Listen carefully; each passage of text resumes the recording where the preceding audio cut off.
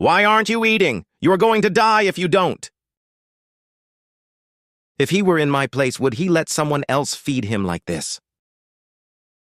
I'm literally in a basement hanging upside down. This seems like Incheon rice. It's very sticky. Oh, now that you are a bit more relaxed, I guess you can finish the whole bowl, right? I can't do that. If I eat more, I think the grains are going to end in my brain. You must be sad just eating rice, aren't you? Should I also provide a good side dish? What is he grabbing in his pants? Busan Port on 17th. Try to remember. You won't cooperate.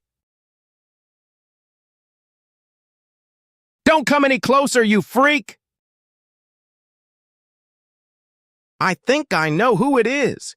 It's a woman that works for you, right? Jugh! As Yoon sticks his hot dog inside Han's mouth. Cuff! All right, I'll talk! We are talking about Kim Yongi, right? If I would have known she was working for you, I wouldn't have taken her. Do you even know what she did? Before leaving, she stole everything from jewelry and money to luxury items from President Kim. You are going to help me to resolve this, right? Oh gosh, Director Yoon, I don't have any money. I can barely afford to feed myself.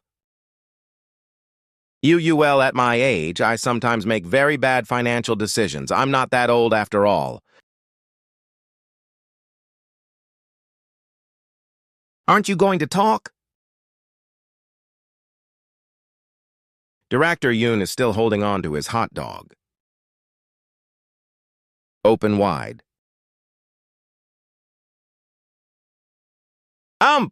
Thailand! We took her to Thailand, but I don't know where exactly. Then find her. I'll give you a week, 3 weeks, 10 days. Until spring, he doesn't seem to be in a good mood. 10 days! I'll be free as long as I find her within 10 days, right? Come in.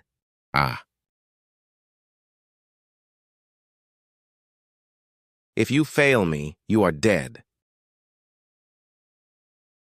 Also, remember to drink a lot of milk so you can grow stronger, okay? You do remember I'm older than you, right? What about it as Yoon kisses Hane's forehead? Han Ishin, you have 10 days, of course. I don't want to have another meal like this, so I'll definitely find her. No, if you fail, I'll show you the real pain of being split in half. Then I'll definitely be back with results in 10 days. Director Yoon have his 2 partners take Hane outside. Haynes is thrown out of the building. Gah! Ah! Damn it! I just went out to buy cigarettes, and I ended up in all this mess. Director Yoon.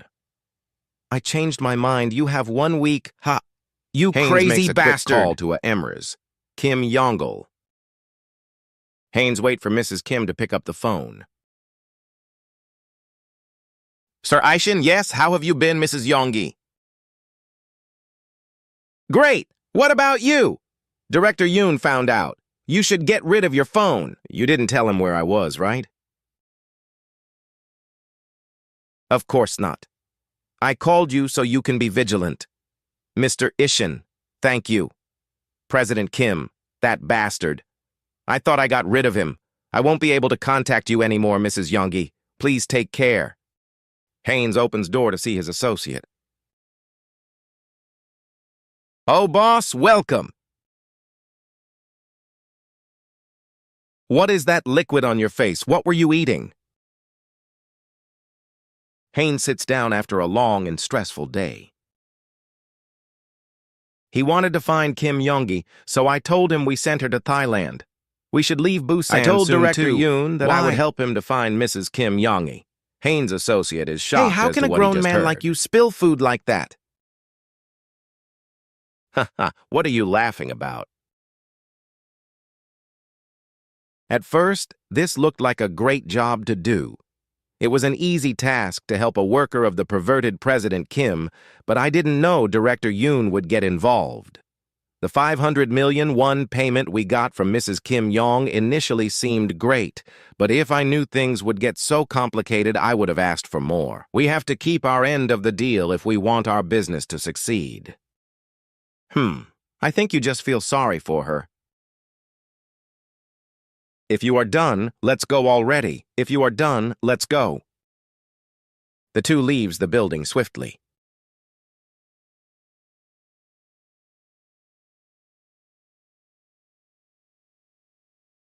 Remember that if you keep asking more questions, you could be targeted next. All right, are we going to be safe in Seoul? If Director Yoon finds us, Hyung-kyung is in Seoul. The guy that is on really bad terms with Director Yoon. Usually it's not the best idea to go messing on his territory, but right now it's the perfect shield for us. You got a call. Director Yoon? Where are you? Serious. Oh, Director Yoon? I don't have time to fool around with you. Where are you, Han Ishin? I suddenly had to move out. I know I'm in a huge debt with you, but there's nothing I can do about it. I'm really sorry. Why did you say that? What's the problem? I just told him we are leaving. That's exactly what I'm worried about. Ha ha ha. Well, we can't do anything about it now. Oh wow, we are arriving already? That's great. Heh. Bye-bye, Director Yoon. I'm fleeing to Seoul. Where exactly are we going in Seoul? Let's get there first and then we can think about it. All right.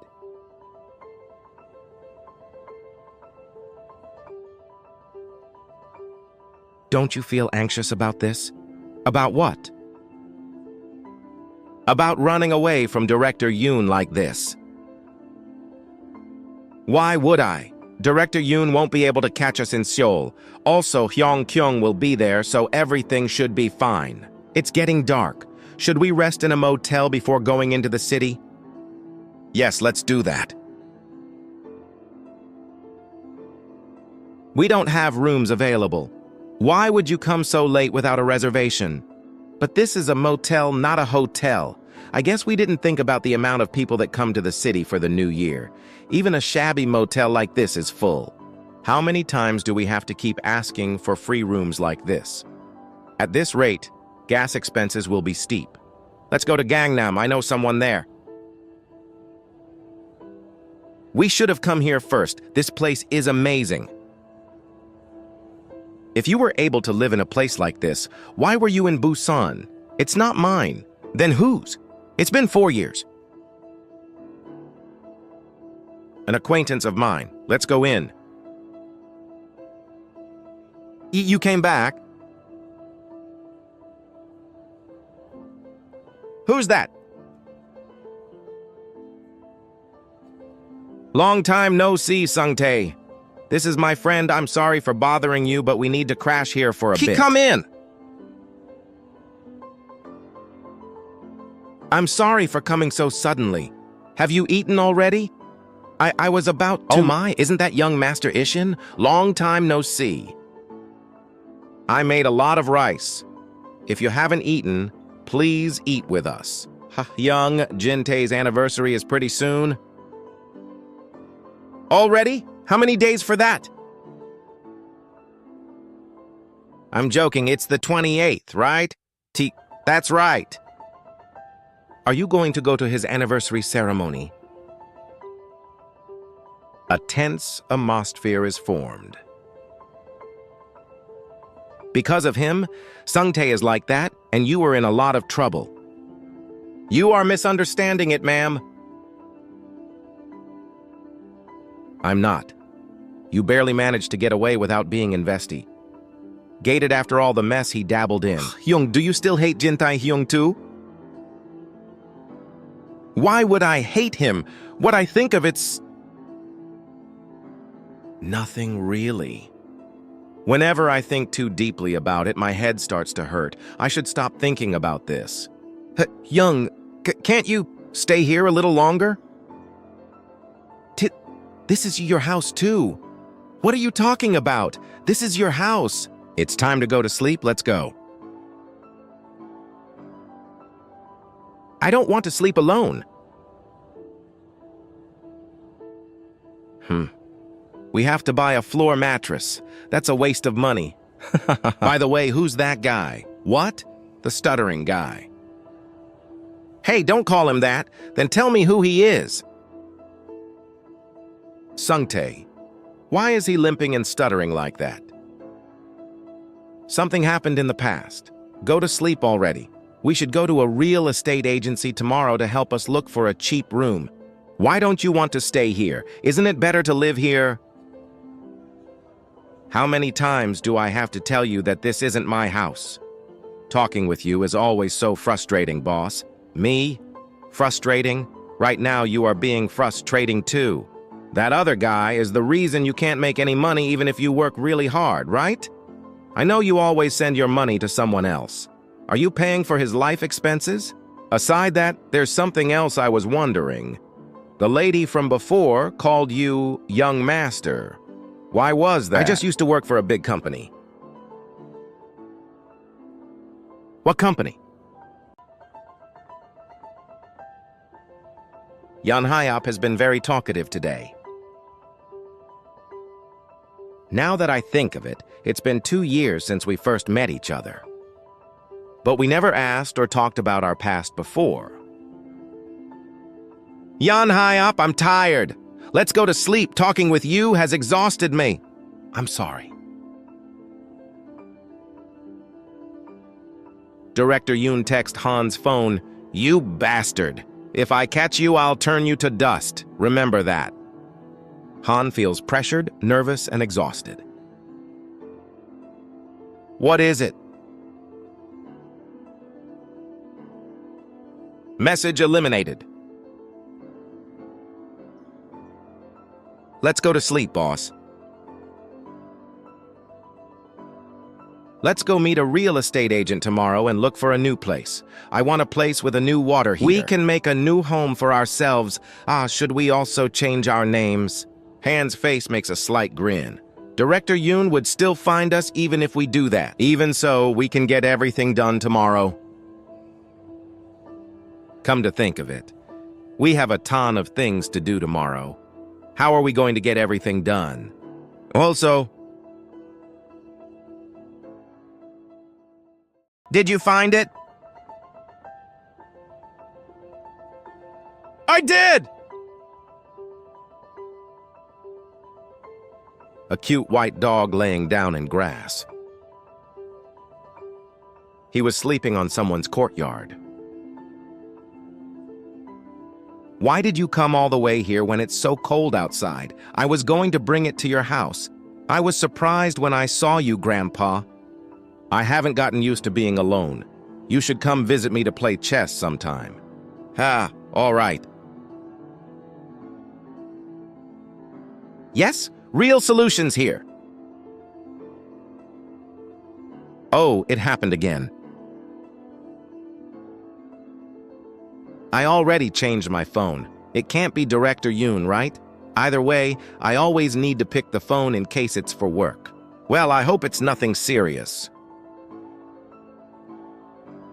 It's been a while since I set up a business in Seoul, N Studio Cellray.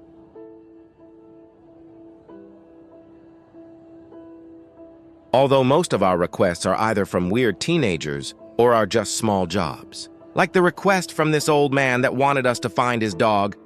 We didn't get a big commission from it, but still, do people don't believe in our capabilities?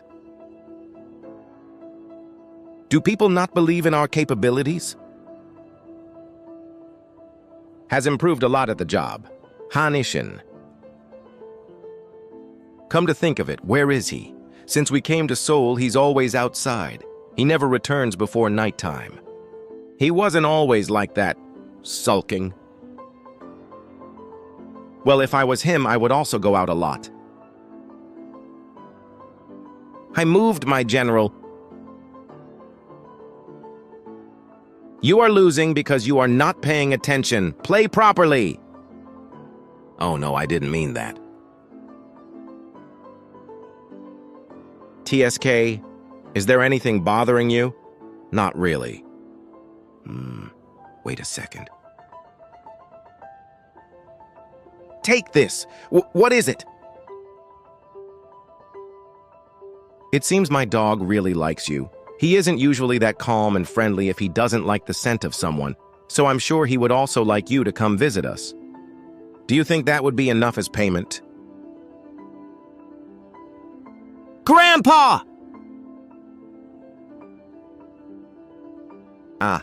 All right, leave it to me.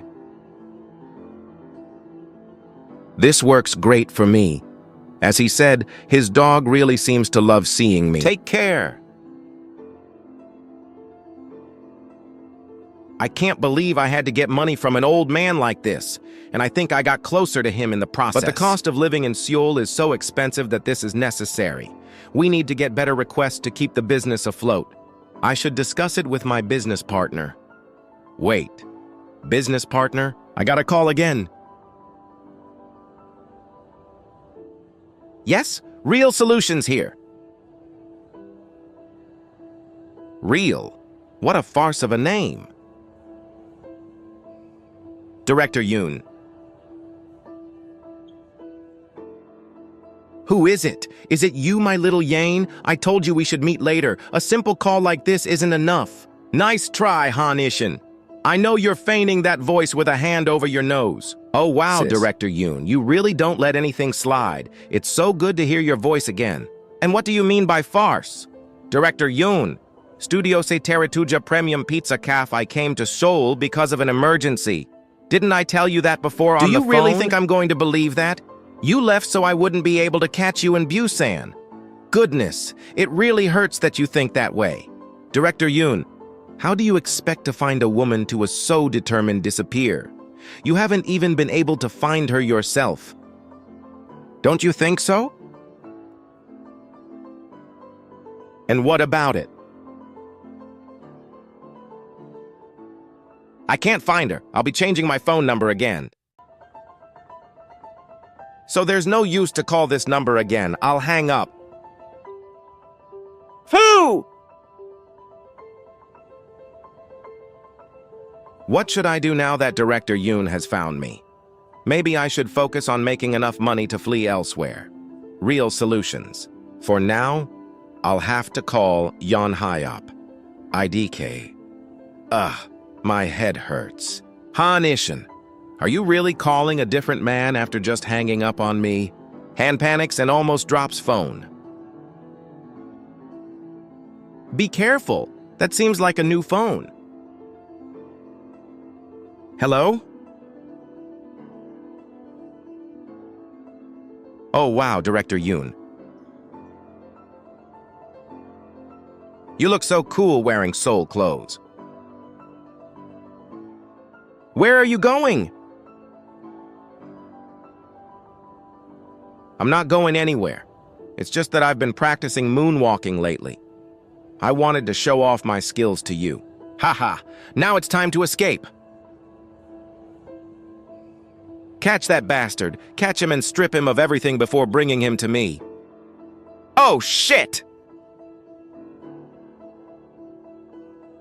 Director Yoon standing with a calm face. Boss? Yeon Hyub, where are you? Hyug, where do you think? Haha, try to guess. I'm surprised you called me to joke around like this. Hey! I'm not joking right now, you dumbass.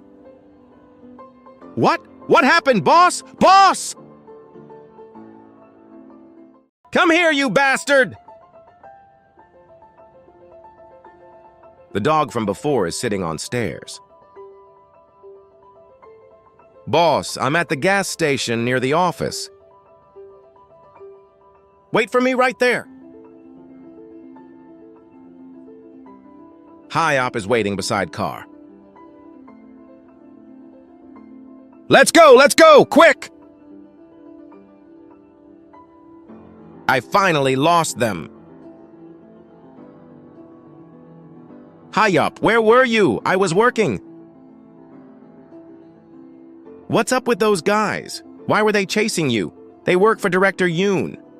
Director Yoon knows about our office. We should take the deposit and leave as soon as possible. Wow, already? What a scary bastard. I also wonder how he found us so quickly. Are you some kind of spy? Me? Why would I work for someone like him? You know I also hate that man. Temple scan. Nethi looks at you in a very creepy way. Then I'll take back what I said. You seem to have a good eye for people. I wonder what would he think if he knew what Director Yoon did to me last time he caught me. More than that, I wonder how he can come here despite knowing that Hayoung Kyung is around. You didn't know, boss. It seems Hayoung Kyung hasn't shown his face around here for some time. What are you talking about? I told you I had to go out today because of that. You were eating ramen right in front of me, didn't you hear me? Boss, have you heard about that rumor? It seems that Hayoung Kyung hasn't shown his face around here for some time. Damn it, I didn't hear anything. Oh, of course. But what does that have to do with you? Because of his disappearance, his most trusted man assigned us the task to look for him. He couldn't give the job to a bigger company because he was afraid the information could leak in the organization. Only him and a few other people are certain about Hayoung Kyung's disappearance. They probably don't want the big boss to know about it. That's why they offered us a very high commission fee. Let me see. Hyung Kyung, 23. We just know that he resides in Seoul. His cell phone was turned off, so we can't track it. His phone number is 010-5621-XX44, but he doesn't turn it on. Why can't we see his face? Wouldn't it be easier for us like that? Let's see the commission fee. I thought you didn't have much faith or interest in my job on this request. Let's go. Oh, really? To find that guy, the request commission is no less than 10 million won. Oh. You know there's a saying that the best place to hide from a tiger is in its own den, right? So by doing this, we could find Hayoung Kyung and get rid of Director Yoon at the same time. Aren't you being too optimistic? I was wondering why Director Yoon was walking around so confidently here in Seoul. He must have heard about the disappearance from someone. We came to see Mr. Lee Hyung-tae. We are the representatives of Real Solutions. Welcome. Come this way. He's the boss here. Oh. When did Hyung Kyung go missing? I wouldn't call it a disappearance. He's not the type to just disappear like that. We just haven't been able to contact him in a while. I see. Did anything happen before he left? Yes. I thought he just visited the ocean for a while to clear his head before what happened, but he has never been away for so long. Currently, there shouldn't be any other groups in Seoul that could do anything to him, so he shouldn't be in danger. We just need you to find where is he hiding this time. Why are you whispering? If someone else hears this information, it could cause us a ton of troubles. The probability of finding him shouldn't be that high. That's why we hired you. Then could you tell us his direction so we can... I'm sorry, no one else can know his direction. If he's getting tired of hiding, he should be near here. I see. He isn't giving me useful clues. The photo that you provided, it's difficult to see. Don't you have other photos? Or at least I would like a detailed explanation of his face. Hayoung Kyung. He's a handsome man. I don't think I can give you a more detailed description than that. I see. Well, if you don't mind, could I know what the relationship between him and Director Yoon is? Director Yoon of the Busan branch, do you know him? Oh, no, it's just that I came from Busan recently, but I heard a rumor about those two having a bitter relationship. I wanted to ask about it, but I wasn't sure if it would help in the investigation. They don't have any particular relationship. You could say that they are just like two doppelgangers that shouldn't meet with each other. Isn't that a special relationship by itself? I wonder if the two of them work for the same boss. You would think they were close because they went to the same school and now work for the same group, right? Ha ha. I think this is all I can say to you, so I'll stop here. However, that if remember though any information about Yongkyung is leaked, you will be held responsible. Then why did Director Yoon come to Seoul if he knew Kyung was still around? He wasn't worried about being kicked out. We know that he came to make me give him information about Kim Yong-gi and also for tricking him back in Busan. But no matter how bitter he is, wipe me because of that, maybe I could use him on my team for this situation. Director Yoon is calling me? Don't answer him. How are we going to run from him this time? He won't dare to come to this building. We are safe here, so at least we can be at ease. Should I tease him a little? Where are you? Are you really going to make me look for you all over Seoul? If you come to me nicely, you can forget about me splitting you apart. You sound very angry right now, but you are only acting like that because of Ha Yong-kyung's disappearance. So what if I find him first? What does that have to do with me being in Seoul? Haha, I thought I could trick him with that. Well, it doesn't matter anyways. While you are busy trying to find me, I'll be busier trying to find Ha Yong-kyung. So that's how you want to play, bastard. But how about your pretty family and your house? Aren't you going to go back? You are going to receive over 10 million won for this job, right? That could make up for the money Kim Yong-gi stole. Don't you think? He must have seen my notebook. I was wondering what you used the part of the money she gave you for. It seems you bought a pretty nice place. How nice of you. It's okay. I have passwords in all of my important files, so if he has it right now, there shouldn't be any problems. I can't make it obvious that I'm agitated. Won't you even have compassion for those who aren't involved in this? If you want that bastard, then you should have been more careful. How did he... My notebook. There shouldn't be a way for him to access my private files, so how the hell? Was I too greedy?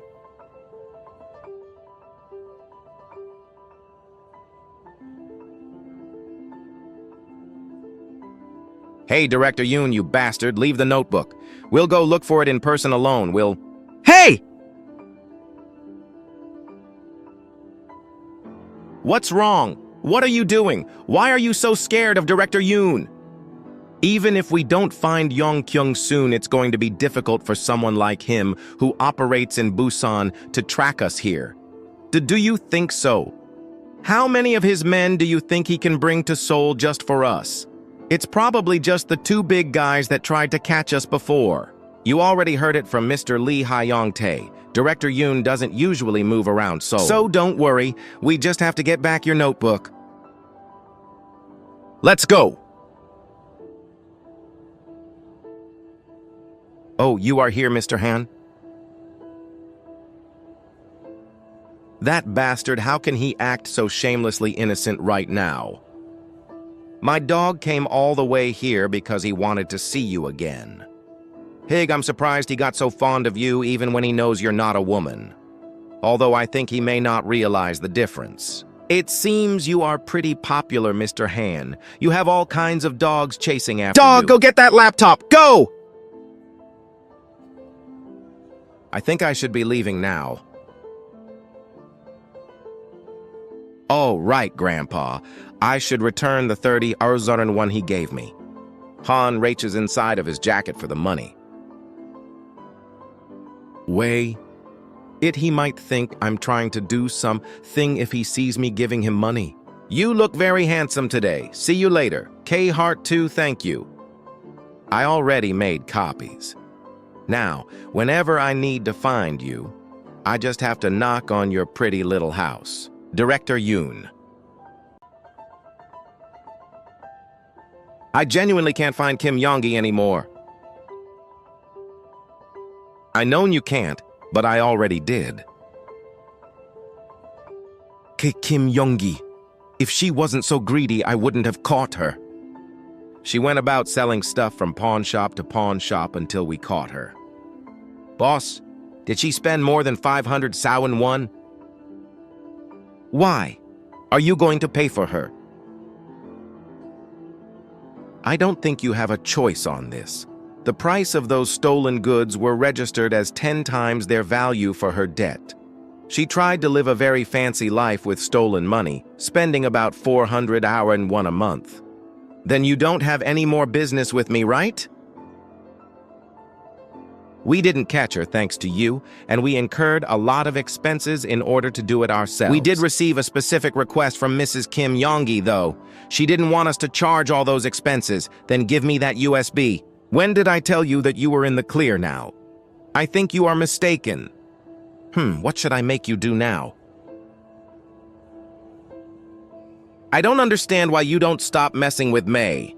When have I tried to do that? This is enough. Director Yoon forcefully throws Hyop to the ground. Don't touch me with your filthy hands, you bastard! Do you think I'm the bastard when you are the one going this far? Hyop, stop.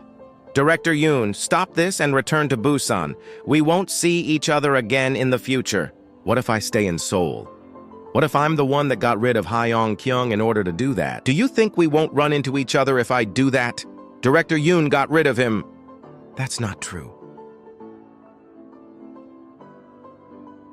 There's a huge time gap between the time he disappeared and the time you came to Seoul. I almost got you, but it seems this is going to be harder than expected. As the boss said, we won't run into you anymore. What an obnoxious person. Now get out of here. There's something that you don't know. I actually didn't come here because of Kim Yongi. I just couldn't help coming to see you. You might not remember, Han Ishin, but this is not the first time you have messed with my people. Do you know what I thought after seeing you do so much for Kim Yongi? It was just one thing ridiculous. It's hilarious to see how much you gave for her. Does that help you to cope with the sins of your conscience? 1. What do you want from me? To crush you. But perhaps not in the same way I used to in the past. I still don't understand why I feel so happy seeing your cornered face like this. You'll keep looking for Hyong Kyung, won't you? Of course. Do you want to bet on who will find him first? That wouldn't be fair. We don't even know his face. Is that so? But you are so good at tricking people. I don't think I could let my guard down against you. I've never tricked you, Director Yoon. Then what you did in Busan? A cute prank? Perhaps your lies started from Campbell? Well, do your best. There's no need for you two to keep running because of Kim Yongi's debt. Did you see what he did? He grabbed me and told me not to touch him. Boss, why are you putting on that face in a happy place like this BBQ restaurant? No one should be sad around meat. Is it because of what Director Yoon said earlier? What is Campbell? It's just the name of a foreign city. How did he know about Campbell? Did he do a deep background check on me? I don't have the best memory about my time there, but it's all in the past anyways. I won't let myself get affected by what he said. Today I'll enjoy this. That's the boss that I know. Hey, Sungtae. Young, have you eaten already? I'm eating right now menu. Yes, Jai, just a moment ago. I wanted to talk to you when you come back. Hyung, where do you work? Can it gotta visit you someday? You can come whenever you want. I'll send you the address later. When are you coming back? You said that you wouldn't take so long to come back. No, I said that I could go there more often since I'm in Seoul. Hey, all right, I'll trust your word. Young, don't hate me or despise me. What are you talking about? Why are you saying that? You know that I don't even speak to someone if I don't like them. So you can't say those things. I care a lot about you. All right, I'll hang out now. Was it Sungti? Yes. Why does he always limp? Because it hurts. He has a metal bar on his leg. Why hasn't he removed it yet? What do you mean? It's been almost 2 years since I started working for you. And I know you have keep sending him money. So he must have gotten hurt for at least more than 2 years now, right? If he had gotten hurt while I was working with you, there's no way you wouldn't have told me. He's been trying to get the metal bar removed, but it's not easy since his leg got crushed. Was it because of that Jin Tae guy? Yup, shall we order another bowl of rice? Of course. I'm sorry, sir, but we don't have seats available for one person. I came to meet someone. Hey, my friend, do you remember me? It's good to see you here. What? I'm Jaewin, Park Jaewin. Wow, long time no see. Knew who? I used to go by David. Don't you remember? You are Han Ishin, right? We were classmates in college. David, I knew you were Han Ishin. Is there any problem here? Let him sit for now. He's already seated. Is he really the David that I used to know? I don't remember him being like this at all. David used to be more arrogant and confident. I can't believe this is all that's left from his old self. Do you think a firebird should be red to resemble the sun? It's not like that, Ishin. It should be black, to resemble the charred ash. Ishin. Looks like you really made it, huh? How about Jintai? Jintai is dead, and I'm not successful either. Menu. What are you talking about? I can tell just by looking at you. Technology is great these days. I just invested a little bit of money on a good dermatologist. How did you end up like that? Oh, you mean this? I lost them in a little gambling game. 422. Then I felt so much pain I almost passed out, but it's fine now. What a piece of garbage. Hi up, let's hear him out. Thanks to a certain person, I've been living like this since my family went bankrupt. I wanted to stop gambling and turn to God, because that life wasn't for me. Someone told me good things would happen if I came here, but I didn't expect to meet you here and get a free meal. I never imagined something like this would happen today. Hey, Ishin, I really felt glad after hearing your family was also struggling at some point, but I realized those feelings weren't useful in real life. Being hungry and cold were the biggest problems that constantly prevailed in my life since then. I guess you're right, but who told you something good was going to happen? A fortune teller? Just a young man. Come to think of it, he wasn't just an ordinary guy. It was as if his face was glowing. Is he talking about Director Yoon? I didn't take him for the kind of man that would try to anime with something like this. I'm so full after eating all that food. Lee Ishin, we are very lucky, aren't we? Pisig, if Jin-tae died, that means that's the reason you could stop living with him in Phoenix, right? What a strike of luck. Ishin, was everything he told you fake? What do you mean about the Firebird? Of course. Do you still believe in that? Does it seem like I trust anyone nowadays? Part of pork I don't know about back then, but I don't think people can tell we are the same age now. Ugh, I really don't want to go back to the cold. Use this. Really? Hey, today is really my lucky day, thank you. Damn, I should have thanked that man after he gave those 50. Irashun 1 and the future reading. Oh right, he also asked me to say something. 7, he told me you should be careful with that man next to you. With high up? The old man's voice echoes in Yisun's head, warning him not to trust Hyop. But why would a stranger say that? Yisun shakes the thought away. Hyop's always been kind to him. There's no reason to doubt him. Still, the warning lingers. What could that guy even do to him? Hyop smiles, saying he already paid the bill. Yisun notices his jacket's gone. Where's your coat? I gave it to you, Hyop replies. He pulls Yisun close, wrapping the coat around both of them. Geez, you're too nice, Yisun mutters. Hyop laughs, calling him a kangaroo. Yisun hides his face, embarrassed, but that old man's warning won't leave his mind. Hyop steps outside, shivering from the cold. He regrets giving away his jacket, even though he tries to laugh it off. Yisun watches him quietly. Seeing Hyop like this brings back memories he thought he'd buried long ago. Inside the car, Hyop teases him about the past, asking if he still remembers those dark days. Yisun nods, voice low, yeah, back when everything felt like a cage. He forces a smile, trying to joke about it now, but deep down, he knows those days were hell, and the scars never really faded. Yisun remembers the tough days when all he could afford was plain white rice. It felt like he was stuck in a never-ending rice sponsorship. He sighs, saying that seeing Yihwon reminded him of those cold, hungry nights. Hyop just listens quietly, not judging. He softly replies that it was Yisun's choice to help Yihwon. He only worries Yisun might catch a cold. Yisun folds his arms, pretending to be mad that he missed catching the guy who once confined him.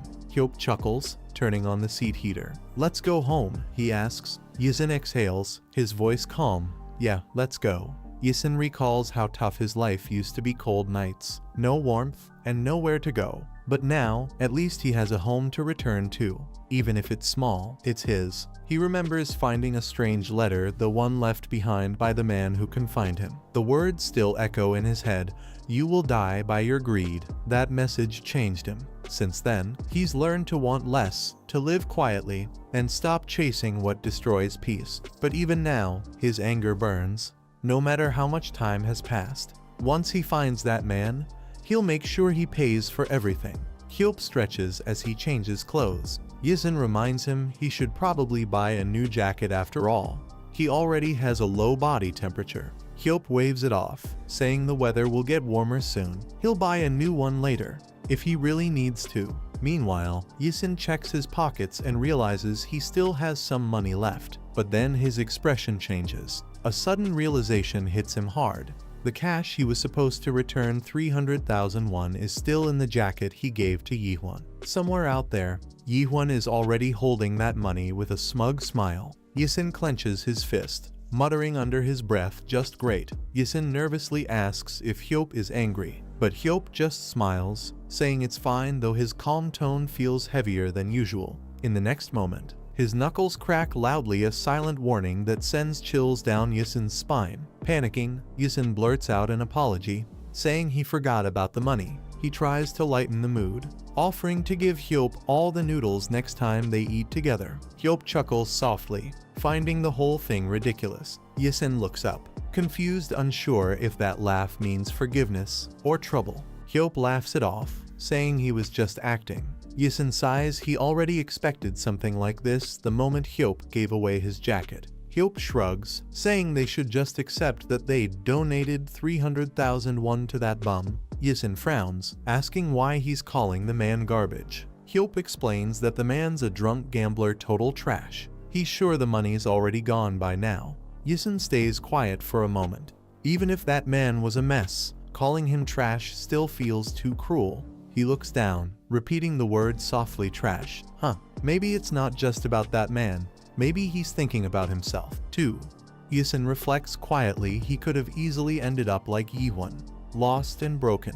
But thanks to Hyop's support, his life took a different path. Back in high school, it was common for wealthy families to send their kids abroad. So his parents sent him and Jinti all the way to California. Jinti was the housekeeper's adopted son, assigned to watch over Yisun and keep him out of trouble. But once they arrived, the quiet nights and empty streets started to feel suffocating.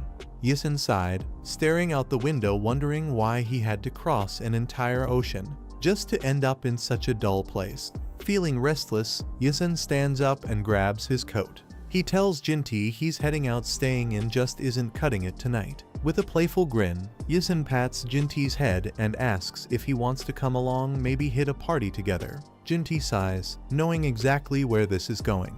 He asks if Yisun's heading to that club again and suggests they just stay home this time. Yisun scoffs, calling him boring. But before he can step out, Jinti stands up, saying he'll come too. And this time, he's driving. As they drive through the night, Yisun sighs. He knows Jinti only came along to keep an eye on him, not to have fun. What a goody two-shoes, he mutters under his breath.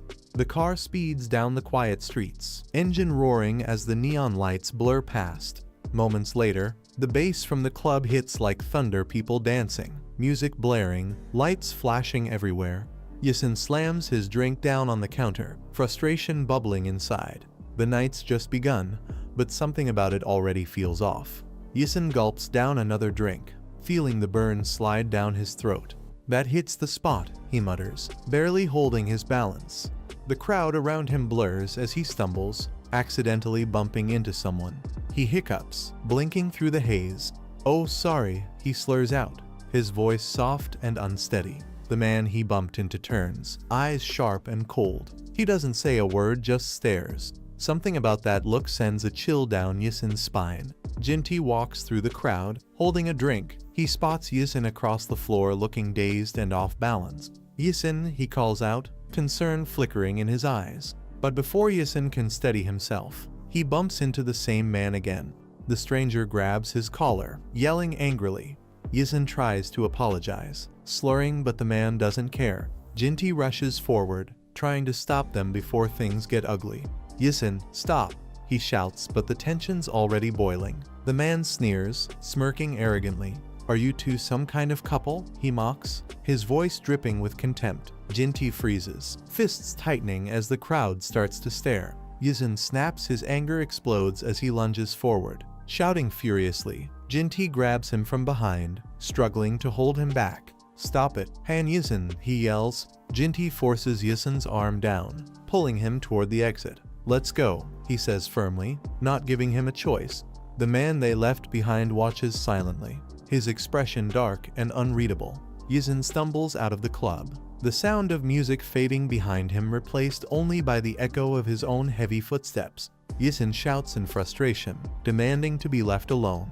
But before he can storm off, Jinti slaps him across the face, stopping him cold. Fuming, Yisun points at him. "Who do you think you are? Why do you keep controlling my life?" he yells. Jinti stays silent for a moment, police sirens echoing faintly in the distance. Yisun's voice cracks. "Why do you always get in my way?" Finally, Jinti answers softly. "Because I'm worried about you," he says, his tone calm but firm. "You should walk away before things get worse." Yisun's frustration explodes. He shouts at Jinti, accusing him of acting like everything's his fault. Their argument heats up under the club's neon lights. But before either can say more, Yisun's eyes widen as shadow moves behind Jinti. Someone's there, watching. A flash. The man from before the one Yisun bumped into raises a gun. The shot rings out before anyone can react. Blood hits the floor. The crowd freezes. And for a moment, time itself stops. Jinti staggers, blood soaking through his shirt. Yisun freezes, his voice trembling. "What if something really goes wrong, Yisun?" Jinti collapses, his body hitting the ground hard. Blood spreads quickly, painting the floor beneath him. "Jinti," Yisun screams, his voice echoing through the night as panic takes over. The world around him turns red. Sirens wail. Paramedics rush in, carrying Jinti's body toward the emergency room. Yisun follows behind, helpless, trembling, and covered in blood. Time passes in silence. Yisun sits in the cold hospital hallway, the red emergency light flickering through the doors. He hasn't moved in hours. Inside the room, Jinti lies motionless on the hospital bed, pale, weak, barely breathing. Yisun sits beside him, head down, regret written all over his face. He doesn't say a word, just keeps waiting. Suddenly, Jinti's fingers twitch. Yisun's eyes widen. That single movement fills him with hope. The room stays silent until a faint voice breaks through. "Yisun." Jinti slowly opens his eyes, his weak tone filled with calm. Yisun jumps to his feet, eyes wide with shock and relief. "Jinti," he calls out, barely believing what he's seeing. Jinti gives a faint smile and teases softly. "You've had enough of clubbing now, right?" His words carry both warmth and quiet forgiveness. Yisun can't speak, he just nods, tears welling in his eyes. For the first time, he truly understands what Jinti meant by worrying about him. A soft memory flashes, both smiling, sharing food, laughing together. But at the same time, Yisun admits, "He was my friend." He remembers holding Jinti's hand tightly in the hospital. "I felt so guilty, so ashamed for forgetting that." Now buttoning his shirt, his voice steadies. "After that day, I never acted out again." The screen fades, leaving only silence and the weight of a lesson learned. The next day, students rush into the hallway. "Jinti, we heard you got hurt," one of them calls out in concern. More classmates gather around, their voices overlapping. "Are you okay? Who hurt you?" The hallway fills with noise and worry. Yisun watches quietly from the back, surprised. He never realized Jinti was so well liked. Jinti gently places a hand on Yisun's shoulder and smiles. "Don't let what happened bother you, Yisun." Yisun stays silent, the words hit deeper than they should. Jinti places a reassuring hand on Yisun's shoulder and says calmly, "Don't let what happened bother you. Do you want to meet my friends?" That was around the time Yisun first heard about the mysterious club called Phoenix, a group that claimed to burn away foolishness and rise from the ashes, like a firebird. The members were arrogant, just like Yisun once was. He found them pathetic, yet couldn't help but watch their conversations from afar. At the center of it all stood Jinti, quiet, composed, and rarely speaking. Despite being their leader, he carried an air of calm authority that no one questioned. Despite keeping his distance, Yisun still visited the Phoenix clubroom occasionally just to see Jinti's quiet reactions or hear the members talk nonsense. Days later, Yisun heads toward the school infirmary after hearing Jinti wasn't feeling well. He calls softly, "Jinti." As he steps inside, Jinti looks up with a faint smile, trying to hide his discomfort. "You're here. It's nothing serious, just an upset stomach. You didn't have to come."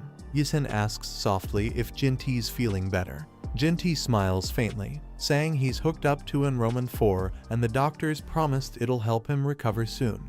Yisun gently pats his hand and says it's a shame he always loved the food from that one restaurant they used to visit. Jinti fidgets slightly, asking why Yisun isn't at school. Weren't you supposed to go to the clubroom today? But Yisun shakes his head and replies quietly, whatever, I won't be going there anymore. He reaches out again, resting a hand on Jinti's head. Come on, he says softly, you're more important than the club. Jinti looks down, his expression soft and quiet, still feeling the warmth from Yisun's concern. Yisun smiles gently and tells him, you should keep your hand still, trying to lighten the mood. In narration, Yisun reflects, I lived with Jinti for 10 years, but I never truly understood him better than anyone else. I just wanted to. He continues, thinking that maybe, just maybe, if it meant being closer to Jinti, he would have stayed in that club after all. Everything might have stayed normal if it weren't for that one incident. News broke out a fire had erupted in the Phoenix clubroom. The tragedy of the students who died that night spread across the country, turning the school into a scene of national mourning. In the hospital, Yisun and Jinti silently watched the coverage. Both felt a strange sense of relief they had survived, but the culprit behind the fire was never found. And even after the tragedy, Phoenix didn't disappear. Its members continued their activities through college, as if nothing had happened. Yisun remembers one of the club members smiling eerily, saying, we're immortal, just like the Phoenix. That line still echoes in his mind. He stopped going to the clubroom after that. The group wasn't normal anymore. It felt more like a cult. Time passed. After graduating, Yisun returned to Korea, thinking everything was over. But fate had other plans. Not long after his return, another news report broke out: another fire, this time inside the Phoenix Club at college. After that last fire, the members of the Phoenix Club vanished without a trace. No one ever saw them again. 2 fires had broken out in the same club. That couldn't be a coincidence. Yisun started to believe the arsonist was someone from within the group. When he told this to Jinti, there was only silence. Both of them seemed lost in thought, as if they already knew something. Then, Jinti gave a faint smile, one that sent chills down Yisun's spine. Yisun stands quietly, lost deep in thought, his expression unreadable in the dim light. Hyop's voice calls out, breaking the silence. He asks if Yisun fell asleep in the shower after staying there so long. When Hyop enters, he's shocked to find Yisun's body ice cold. He quickly moves to help, worry flashing across his face. Yisun finally snaps out of it, wrapping himself in a towel. With a faint smile, he thanks Hyop and says he was just lost in thought. Hyop scratches his neck awkwardly, looking at Yisun. He tells him to take better care of himself and dry his hair before lying down. The scene shifts to a quiet night. The room is dim, and everything feels calm and still. Moments later, Hyop pulls Yisun into a hug while they lie side by side. Yisun looks flustered and mumbles that he can't breathe. As Hyop holds him close, Yisun can feel his warmth spreading. He admits to himself that Hyop clings to him every night. It's a bit annoying, but he's like a living heater. As they lie side by side, Hyop gently pats Yisun's arm and says goodnight. Yisun replies softly, telling Hyop to sleep well and thanking him for his work that day. But when Yisun looks up, something about the moment catches him off guard. His eyes widen slightly, a flicker of emotion crosses his face. The room falls into silence. Both of them shift under the blanket, trying to get comfortable, though Yisun seems restless. Then, Yisun feels Hyop move closer. His body presses gently against his back. Yisun freezes for a second, whispering quietly. Yisun suddenly freezes as he feels something behind him and mutters, "What's this?" Realizing what's happening, he lets out a tired sigh and jokes to himself. Wow, it must be nice to be young. Hyop, half asleep, apologizes awkwardly while Yisun shifts slightly. He grumbles in his head that it keeps touching him and tells Hyop to go to the bathroom and handle it himself. Hyop whispers that if he gets up, Yisun might get cold. Yisun groans internally, realizing that's not the real problem right now. He turns to face the other way, covering his eyes in frustration, hoping everything will calm down if he just stays still. That night, the atmosphere between Hyop and Yisun becomes unexpectedly tense. Hyop tries to ease his restlessness by shifting closer, while Yisun struggles to stay composed, clearly caught off guard by the sudden closeness. The moment turns awkward and charged, but Yisun does his best to diffuse it without letting things go too far. Yisun lies still, trying to calm his thoughts as the quiet night stretches on. Hyup shifts beside him, mumbling softly in his sleep. The sudden closeness makes Yisun freeze. The air grows heavy. Yisun senses something off and tries to ignore it, hoping it's just a dream. But when things cross a line, Yisun abruptly turns around, shocked by what just happened. His expression turns cold as silence fills the room, both of them unsure of what to say next. Han stretched wearily amid stacked boxes, reflecting with resignation that no matter how much chaos disrupted his routine, the sun would inevitably rise again. Han hurled his phone aside, muttering that he had no interest in the relentless questions about his search for Hyunkyung or the threats of harassment in Seoul, his annoyance simmering as he defiantly rejected the message.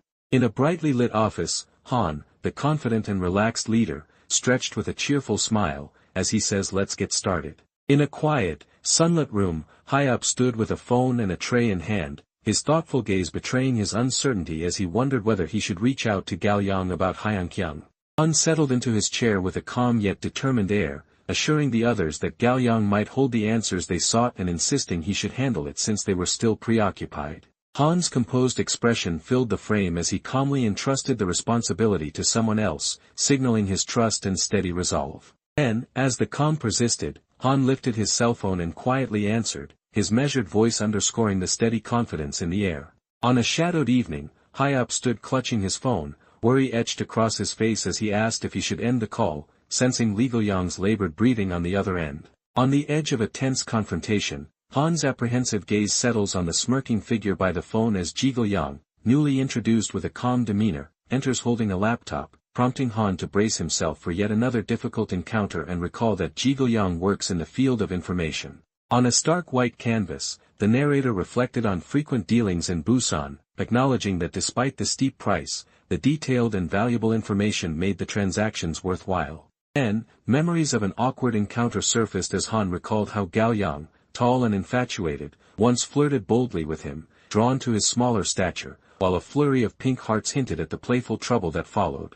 Hyup clenched his fist, his face shadowed by resentment as he realized it was simply easier to let Hyup take over, while Galyong stood silently behind him, embodying calm detachment. Han recalls when Director Yoon raised a gloved hand to scrutinize the USB drive, his thoughts turning to Director Yoon's actions and the lingering questions that examining the laptop's access logs might finally answer. A pale glow from the computer screen filled the dim room as Han Ishin hesitated before the password input box, frustration mounting while he wondered aloud if his choice of password had been too simple. Under harsh fluorescent lights, Han's eyes widened in disbelief, sweat beading on his brow as he struggled to comprehend the shocking revelation before him. It began in a flurry of chaos as countless digital files erupted across a glowing computer screen, each one tumbling in rapid succession and setting a frantic pace for what was to come. Han's hand trembled against the surface as suspicion and anger surged within him, convinced that someone had orchestrated this situation just to provoke him. Now, flames roared to life behind Han as, driven by furious defiance, he demanded if anyone truly expected him to tolerate such humiliation and declared that the charade would end here. On a quiet desktop bathed in soft light, the calm was broken only by the gentle click as a file icon was selected among the scattered folders. In a cramped, cluttered office where frustration hung in the air, Han typed furiously on his laptop, muttering that files from 2017 were mixed with those from 2019 and lamenting the chaos of documents scattered across both folders and desktop. In a quiet moment of reflection, Han's contemplative gaze lingered as he touched his chin, wondering aloud if they had ever done something like this before. That memory led Han and Galyong to recall the adrenaline of raiding the cheating man's motel, mentioning how, during a tense mission to catch a stalker, Han had gotten hurt and Yun Hyup's fury nearly turned deadly. Han's calm gaze revealed his realization that working alongside Yun Hyup had not only broadened the range of their assignments but also made every task safer and more enjoyable. Hyup stood with a pink apron draped over his shoulders, calmly holding a cigarette and speaking into his phone, Han's tone filled with admiration as he remarked on just how capable Hyup always proved to be. Han studied Hyup's absent-minded expression, privately admitting to himself that he preferred this gentle aura over the intensity that settled in whenever Hyup grew focused. Han rested his head on his hand with a smile while Hyup, clad in a pink apron, voiced his curiosity about the laptop and speculated that catching Hyunkyung might earn them a generous bonus. Han stood by his desk, frustration clear in his posture as he glared at the laptop and complained about Director Yoon's mishandling of the files before demanding to know what Gaoyang had said. Hyup explaining to Han with a casual tone that someone had contracted a urinary tract infection after unprotected sex, but clarified that the real topic of concern was Hyunkyung. Hyup shared with curiosity that not even Gaoyang knew what he looked like, adding that Hyunkyung had settled in Seoul about 2.5 years prior. Han sat thoughtfully at the breakfast table while Hyup, his expression serious beneath his apron, explained that he had asked someone to investigate the unclear connection between Director Yoon and Hyunkyung, as well as the possible link between Director Yoon's arrival in Seoul and Hyunkyung's disappearance. In a sun-drenched field framed by golden sunflowers and lush leaves, Gaoyang struck a playful pose, his cheerful demeanor hinting at the remarkable knack he possessed for gathering information. Hyup's serious gaze fixed ahead as he revealed that though he was uncertain of the true relationship between Director Yoon and the mysterious man, he knew both had come under Chairman Jin's authority 3 years prior. Han listened intently as an unseen ally explained in a grave voice that they would need to uncover information from Chairman Jin's side to move forward. Han looked up with a relieved smile, expressing how grateful he felt to have finally made it here today. Sensing lingering tension, he reached out to softly touch the other's cheek, urging them in a soothing tone to try and calm down. Hyup revealed that he had already handed over all the information, though he admitted with growing concern that tracking the phone had not gone smoothly. Hyup's serious gaze fixed on Gaoyang as he confided his suspicion that the mysterious disappearance before them could only be explained by trickery or a ruthless act, leaving the air heavy with unease between their untouched breakfast plates. Hyup spoke with measured calm, explaining that he had been told the search would continue, updates would follow, the deposit was due next month, and a small discount had been promised. As Gaoyang slipped off his apron and announced he would take a shower, Han watched him leave and acknowledged with calm appreciation that the hard work was done. Han reflected on Gaoyang's reputation for chasing money, yet admitted with a gentle smile that regret lingered from that past incident. Hyup turned his head with a puzzled expression, clutching a pink object as confusion flickered in his eyes, silently questioning the unexpected situation unfolding before him. Steam curled through the bathroom as Han, startled and vulnerable, froze mid-shower when Gaoyang suddenly barged in with a playful grin, his surprise mingling with lingering confusion over the unexpected intrusion. As Hyup stood in shocked silence at the doorway, Gaoyang, unfazed and still entangled with Han on the bed, lightly explained that his embarrassing predicament had at least earned them a permanent post-payment discount, leaving the tension thick with both mortification and sly triumph. In the heavy silence that followed Gaoyang's sly explanation, Hyup's anxious expression betrayed his struggle to find words, sweat gathering as he hesitated on the verge of a response. Then, as Gaoyang's trembling hands rose in desperate defense, Hyup's furious glare cut through the tense air while he insisted to the others that he'd thought the matter finished after giving Han a thorough beating. Hyup's voice rang out as he angrily accused his boss of being oblivious to Gaoyang's intentions, scoffing that the boss surely didn't even remember how scared he'd been back then. Emotions still running high, Han's frustration deepened as he insisted with sharp intensity that this was no matter to simply laugh off. Sensing the tension he had caused, Han turned away from Hyup and, his voice filled with regret, apologized for overreacting and insisted that both he and Gaoyang had only meant it as a joke. Still weighed down by embarrassment, he scratched the back of his head and appeared lost in thought, uncertain how to mend the awkwardness lingering in the air. Then, straightening with renewed resolve, Han glanced at the cluttered desk and said they should focus on getting back to work. His focus narrowed as his hand hovered over the computer mouse resting on the link pad, while he reminded himself that finishing quickly would give him time to lift Hyup's spirits afterward. Just then, curiosity flickered in his eyes as he noticed a mysterious file on the screen, quietly wondering if such a document had always been there. As he examined the files more closely, Han grew increasingly perplexed, silently questioning why documents from 2008 had surfaced and whether Director Yoon was responsible for their presence. Leaning back in his chair, Han stared at the laptop and scattered documents, wondering aloud to himself what possible reason there could be for this baffling situation.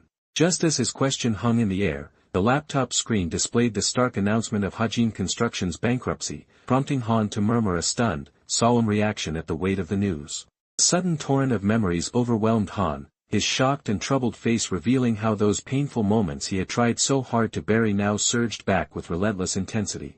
As the rain poured down, Han crouched in the deluge, clutching his head as desperation threatened to consume him. In a dimly lit room heavy with tension, Jin-tae stood alone in his suit, silently wrestling with thoughts that deepened the pensive mood. In a sullen office heavy with tension, Han stood with unwavering determination before Jin-tae, who watched him cautiously from behind his desk. Now seated at a nearby desk, Han's determined stance softened into a pensive silence as he contemplated his next move in the dim light. Across the polished surface of his desk, Han leaned forward with a grave expression and cautioned that every decision demanded careful consideration of its consequences. In the muted half-light of early morning, Jin-tae's side profile stood out against the quiet backdrop, his features etched with a seriousness that revealed a mind lost in silent, pensive reflection. With intense concentration, Han's hand hovered over the document, poised to grasp a minute but significant detail that demanded his full attention. Suddenly, Han's frustration erupted as he slammed his fist onto the desk, the sharp sound shattering the tense silence that had built while he scrutinized the document. Jin-tae suddenly grabs Han's wrist with. Han recoiled in shock as Jin-tae seized his arm, the confrontation crackling with unspoken anger. Han stood frozen, worry clouding his features as he processed the troubling realization that events had taken an unexpected turn. Jin-tae's determined gaze cut through the haze as he revealed there was something important he needed to share. Han's face filled the frame, a single bead of sweat betraying the tense hesitation that held him silently in place. In the dim glow of a shadowy office, Han sat rigidly on the edge of his chair, anxiety etched across his face as tension thickened the air around him. Han clutched a document tightly, his anxious gaze fixed forward as he demanded to know why someone was following him and what they truly wanted from him. In a dimly lit room heavy with tension, Jin-tae stood with arms crossed, confronting Jin-tae, whose silent, guarded posture revealed the weight of unspoken words between them. In the muted light, Jin-tae appeared in a close-up profile, his weary eyes reflecting a tense exhaustion as he let out a heavy breath, silently admitting his fatigue. In the hush of a shadowed room, Han sat upright in his chair, the somber air pressing close as he stared ahead in silent contemplation. Han stood tall in his suit and tie, gazing upward with a spark of determination as if bracing himself to face whatever challenge awaited. In a dimly lit room heavy with tension, Jin-tae sat alone, his pensive gaze lost in silent contemplation. In a starkly lit office heavy with tension, Jin-tae stood resolute before the imposing desk where Han sat in calm authority, the silence between them charged with unspoken confrontation. Han sat with unwavering authority behind his desk, his determined gaze fixed on Jin-tae, who shifted uneasily as Han insisted he take responsibility for what had transpired. Jin-tae, composed and meticulous, calmly adjusted the black tie on his suit, setting a quietly formal tone for the day ahead. In a dimly lit room charged with tension, Jin-tae stood over Han with unwavering authority, his grip tight on Han's collar. Bathed in gentle light, Han stood in quiet reflection, his calm gaze lifting upward as a subtle smile traced his lips. In a dimly lit corridor heavy with tension, Jin-tae seized Han by the lapels, his anger radiating as Han stared back in startled disbelief. Light spilled through a barely opened door as Jin-tae, tense and alert in his suit, paused on the threshold while Jin-tae sat in silence at his desk, the air between them thick with suspense. In the quiet solitude of a dimly lit room, Han sat hunched in a chair, his hands shielding part of his face as heavy thoughts weighed on his mind. In the quiet, polished hallway, Han and Jin-tae strode side by side with purposeful calm, their briefcases in hand, while a third figure lingered ahead, his back turned to them. Han stood quietly beside Jin-tae, his posture heavy with unspoken sorrow while a somber silence settled between them. As the silence deepened, Han's side profile revealed a pensive stillness, his eyes reflecting the weight of thoughts he dared not voice. In a dimly lit room heavy with tension, an aggressive figure seized Han by the shoulders, his intimidating grip drawing silent scrutiny from Jin-tae, who watched the confrontation unfold with calm detachment. Early morning light filtered through the car windows as Han, calm and contemplative, guided the vehicle down the empty road, his focused gaze steady while the world outside rushed by in a silent blur. In the quiet light of morning, Han paused in thought, his fingers brushing through his hair as he quietly murmured Choljiam's name, a reflective weight settling in his gaze. In the stillness of the afternoon, Han stood by a brick wall, his calm gaze fixed on the parked car as a quiet sense of anticipation lingered in the air. Han is in the midst of looking for the key to his home. In the quiet solitude of a dimly lit room, Won-young sat against the cold wall, hugging his knees as a wave of melancholy settled over him. Won-young lunged forward and seized Han by the lapels, desperation flaring in his eyes as the older man stared back in startled disbelief. Won-young's devastated cries shattered the silence, tears streaming down his face as grief overwhelmed him. Han's face tightened with anxiety as fresh beads of sweat traced his jaw, the weight of unexpected news pressing in with suffocating tension. Won-yang froze mid-step, surprise etched across his face as he looked up, his hand tightly grasping the arm of Han. Han knelt with concern etched across his face, gently gathering the distressed boy into his arms as a tender hush settled between them. Won-yang's tear-streaked face filled the frame as he admitted with trembling sorrow that he had lost control and was deeply sorry. Han knelt before Won-yang, his hand steady on the boy's trembling shoulders as a sense of protective concern softened the serious mood between them.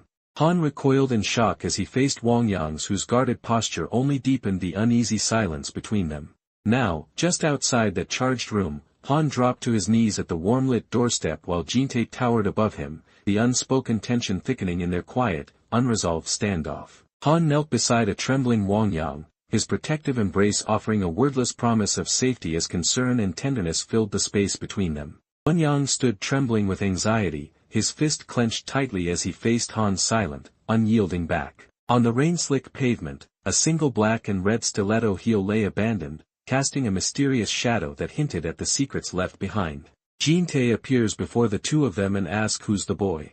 Jin-tae asks why is the boy here and not with his parents. Jin-tae stood with resolute determination as he pressed the intercom buttons, the weight of anticipation sharpening the serious mood. Won-yang stepped forward and pulled Han into a tight embrace, shocking him with the intensity of the unexpected gesture. Hans tells Jin-tae that he's taking him to the police station. Jin-tae tells Han that he'll drive so he shouldn't worry. Moments later, the tension faded into a hush as Won-yang's, weary and vulnerable, rested his head on Han's lap inside the quiet car, finding solace in Han's calm, protective embrace. Han held someone close, his protective embrace betraying a deep and silent worry. Han wondered if Jin-tae was really on his side. Han reached out to offer quiet solace as Won-yang, overcome by sorrow, leaned into his caring embrace. In the muted hush of a small office, Won-yang sat in contemplative silence with his back turned, the quiet tapping of a faceless worker behind the counter and the presence of two swords on the wall deepening the air of quiet reflection.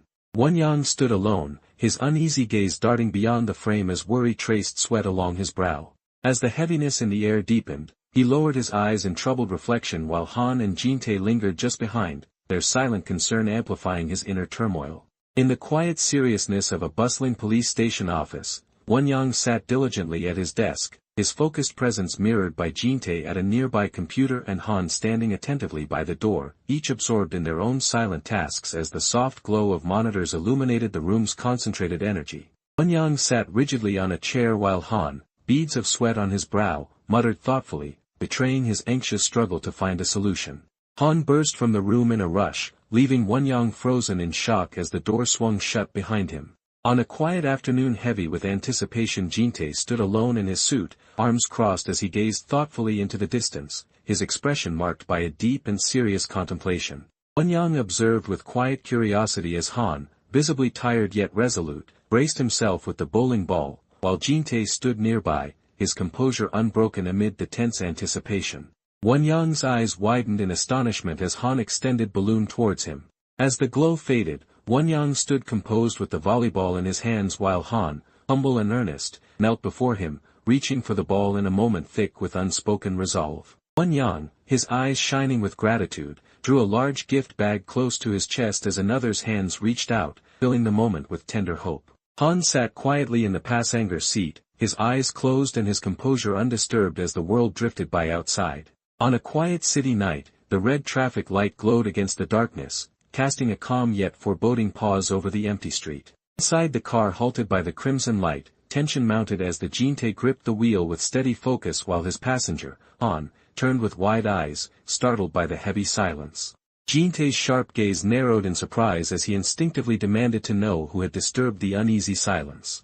Now, confined within the car's narrow embrace and still reeling, he trembled uncontrollably with his head bowed, every muscle tight with distress as the seatbelt pressed across his chest. On a tense morning drive, Jin-tae's anxious grip tightened around the steering wheel as a blurred sparrow darted past the windshield, mirroring his restless focus. Now, in the quiet aftermath, two birds settled side by side on a dark ledge, their stillness cast against the gentle haze of red and orange, echoing a sense of calm reflection that lingered after the tension had passed. Night pressed against the car windows as Han, alert and cautious, sat in tense anticipation, his surprise sharpening when he questioned the sudden appearance of the green traffic light glowing ahead. A sudden bang shattered the silence, prompting Jin-tae to grab a hold of the gear shift. Han clutched his head and squeezed his eyes shut, silently commanding his turbulent thoughts to cease as pain etched across his face. Han's eyes flew open in stunned disbelief, the shadows of tangled leaves flickering across his face. Han's startled gazes followed the sudden death of the sparrows. Jin-tae stood in profile, his formal attire mirroring the gravity of his pensive, silent reflection. Han sat frozen, his breath catching as a wave of shock seized him in the tense silence. Jin-tae sat grimy and resolute, his gaze fixed ahead as he told himself that the moment to settle everything has finally arrived. In the muted glow of the dashboard, Won-young gripped the steering wheel with tense focus while Han sat quietly beside him, both men enveloped in a heavy silence as the car slipped through the darkness. Han says that they have to find out who took Yoon-min, Jae and his wife. Jin-tae states that the police will handle, so you shouldn't worry. Han grabs Jin-tae's hand and tells him that he can't it alone. Han tries to light the mood with his calm gaze shifting back to attentively engage Jin-tae. A month passed and as requested Jin-tae informs Han of Yoon-min Jae's death. In the muted light of the formal chamber, Won-young's mom stood alone with his gaze lowered, the weight of reflection deepening the silence. Jin-tae warns Han that sympathy is a double-edged sword. Jin-tae walks over to Han to hand him an envelope and says, "Why do you think they kidnapped him?" Jin-tae states that it's because of the 130 million won you sent him. Han says word gets around fast as he looks shocked while looking at the paper. Jin-tae says that after the money they gave Hajin Construction that their reputation have improved among small and medium-sized companies. As Han looked shocked, Jin-tae says that Yoon-min Jae's death no longer mattered. Jin-tae calmly says, "Do you understand now?" Han sits silent as his thoughts wander. Han questions himself after someone died after getting money they received from him.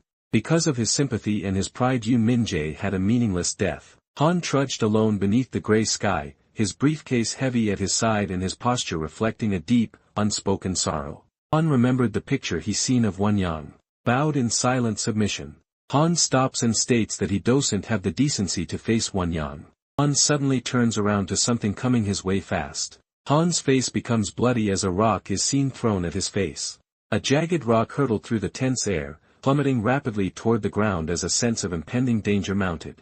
Won-young rages at Han, calling him a swindler. Won-young says that his dad's death is all Han's fault. Won-young says Han didn't give all the money to them.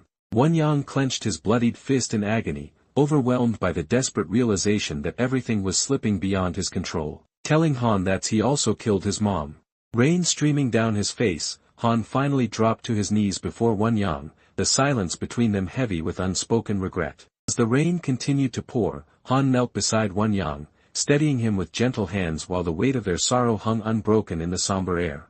In the charged silence of the arena, Won-young lunged forward, his arms swinging with a surge of determination flickering through the shock on his face.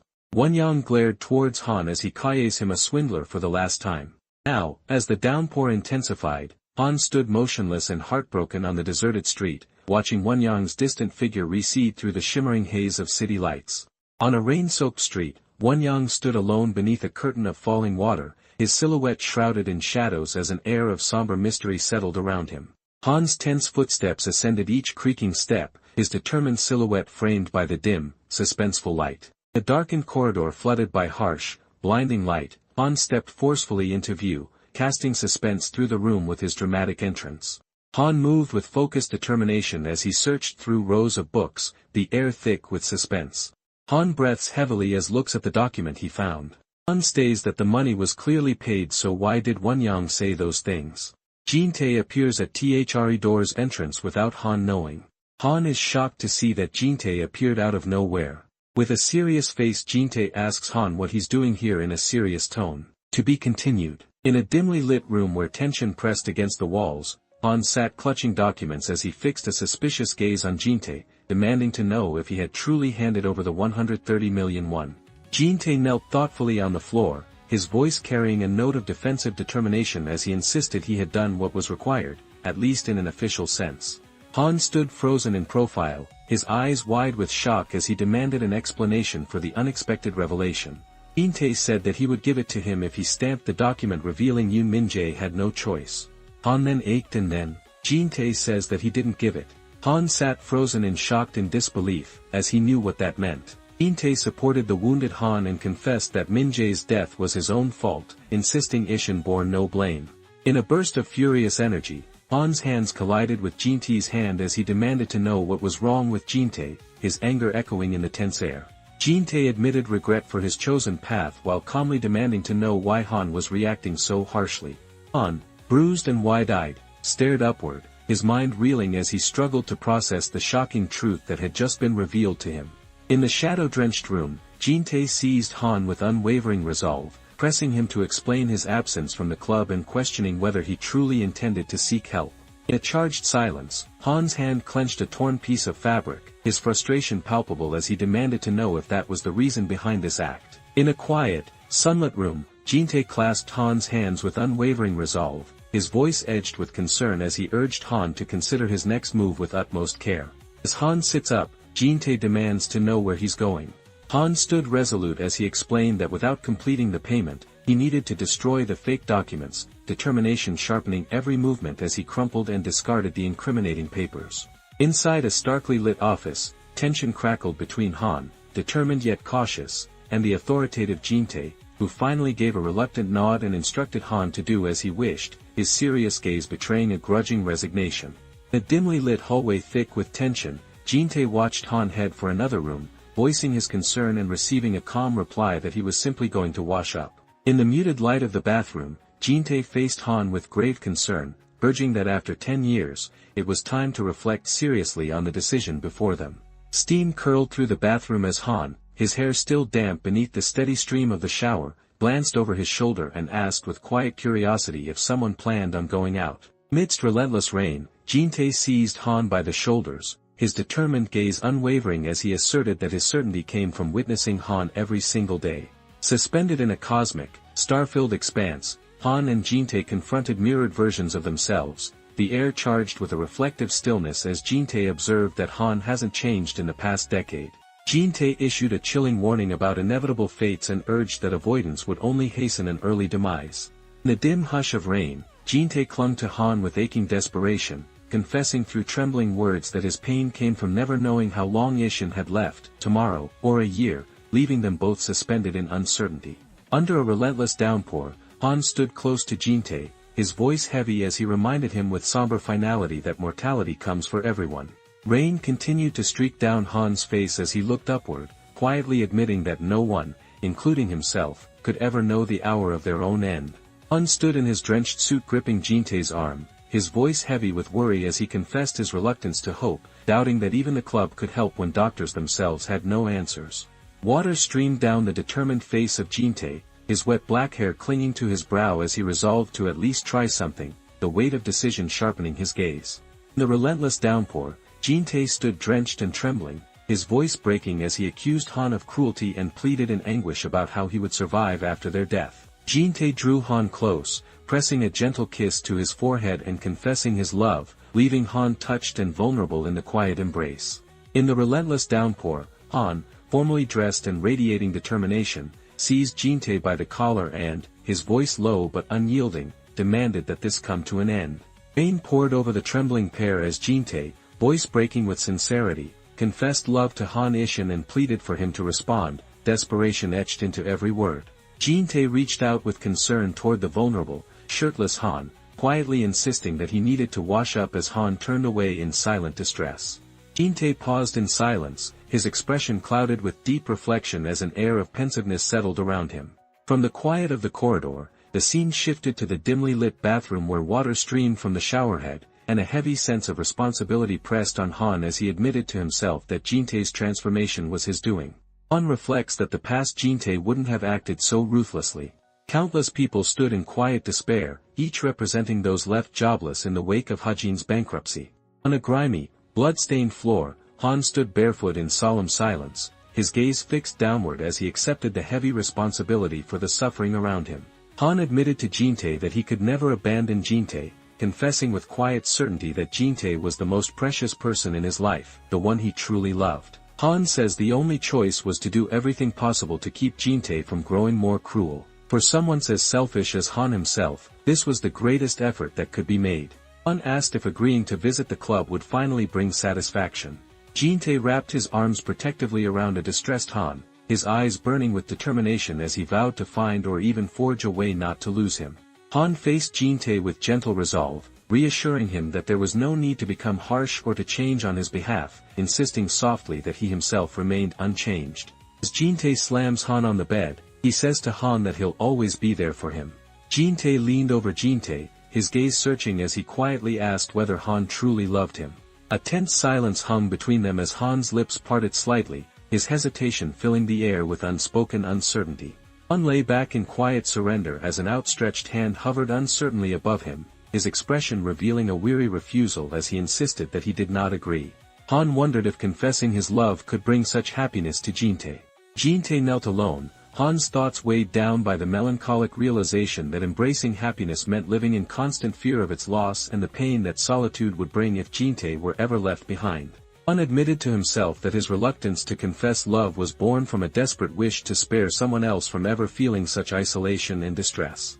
In the tense stillness of the moment, Han's conflicted gaze hardened as he resolved inwardly that he would never reveal his feelings. Then, leaning closer over Han's vulnerable form, Jin-tae spoke quietly, assuring him that he already understood. Lying on a pillow in the quiet half-light, Jin-tae spoke softly, his gentle expression revealing a wistful vulnerability as he admitted his fear of being left alone. Han's protective hand gently caressing Jin-tae's face as he offered a tender farewell and urged him to seek the path their father once spoke of, softly insisting that even in his absence, Jin-tae should find comfort in others. Jin-tae clung to Han in a trembling embrace, his voice raw as he begged Han not to look at him with that expression or pretend to be someone who would leave. Han lay on his back, eyes fixed on the ceiling, his voice carrying the weight of resolve as he insisted they should at least give the money to Yoon Min-jae's child. In response, Jin-tae seized Han's face with desperate frustration, confronting him about bringing up the issue again as Jin-tae defensively insisted there was no solution left and pleaded not to be blamed further.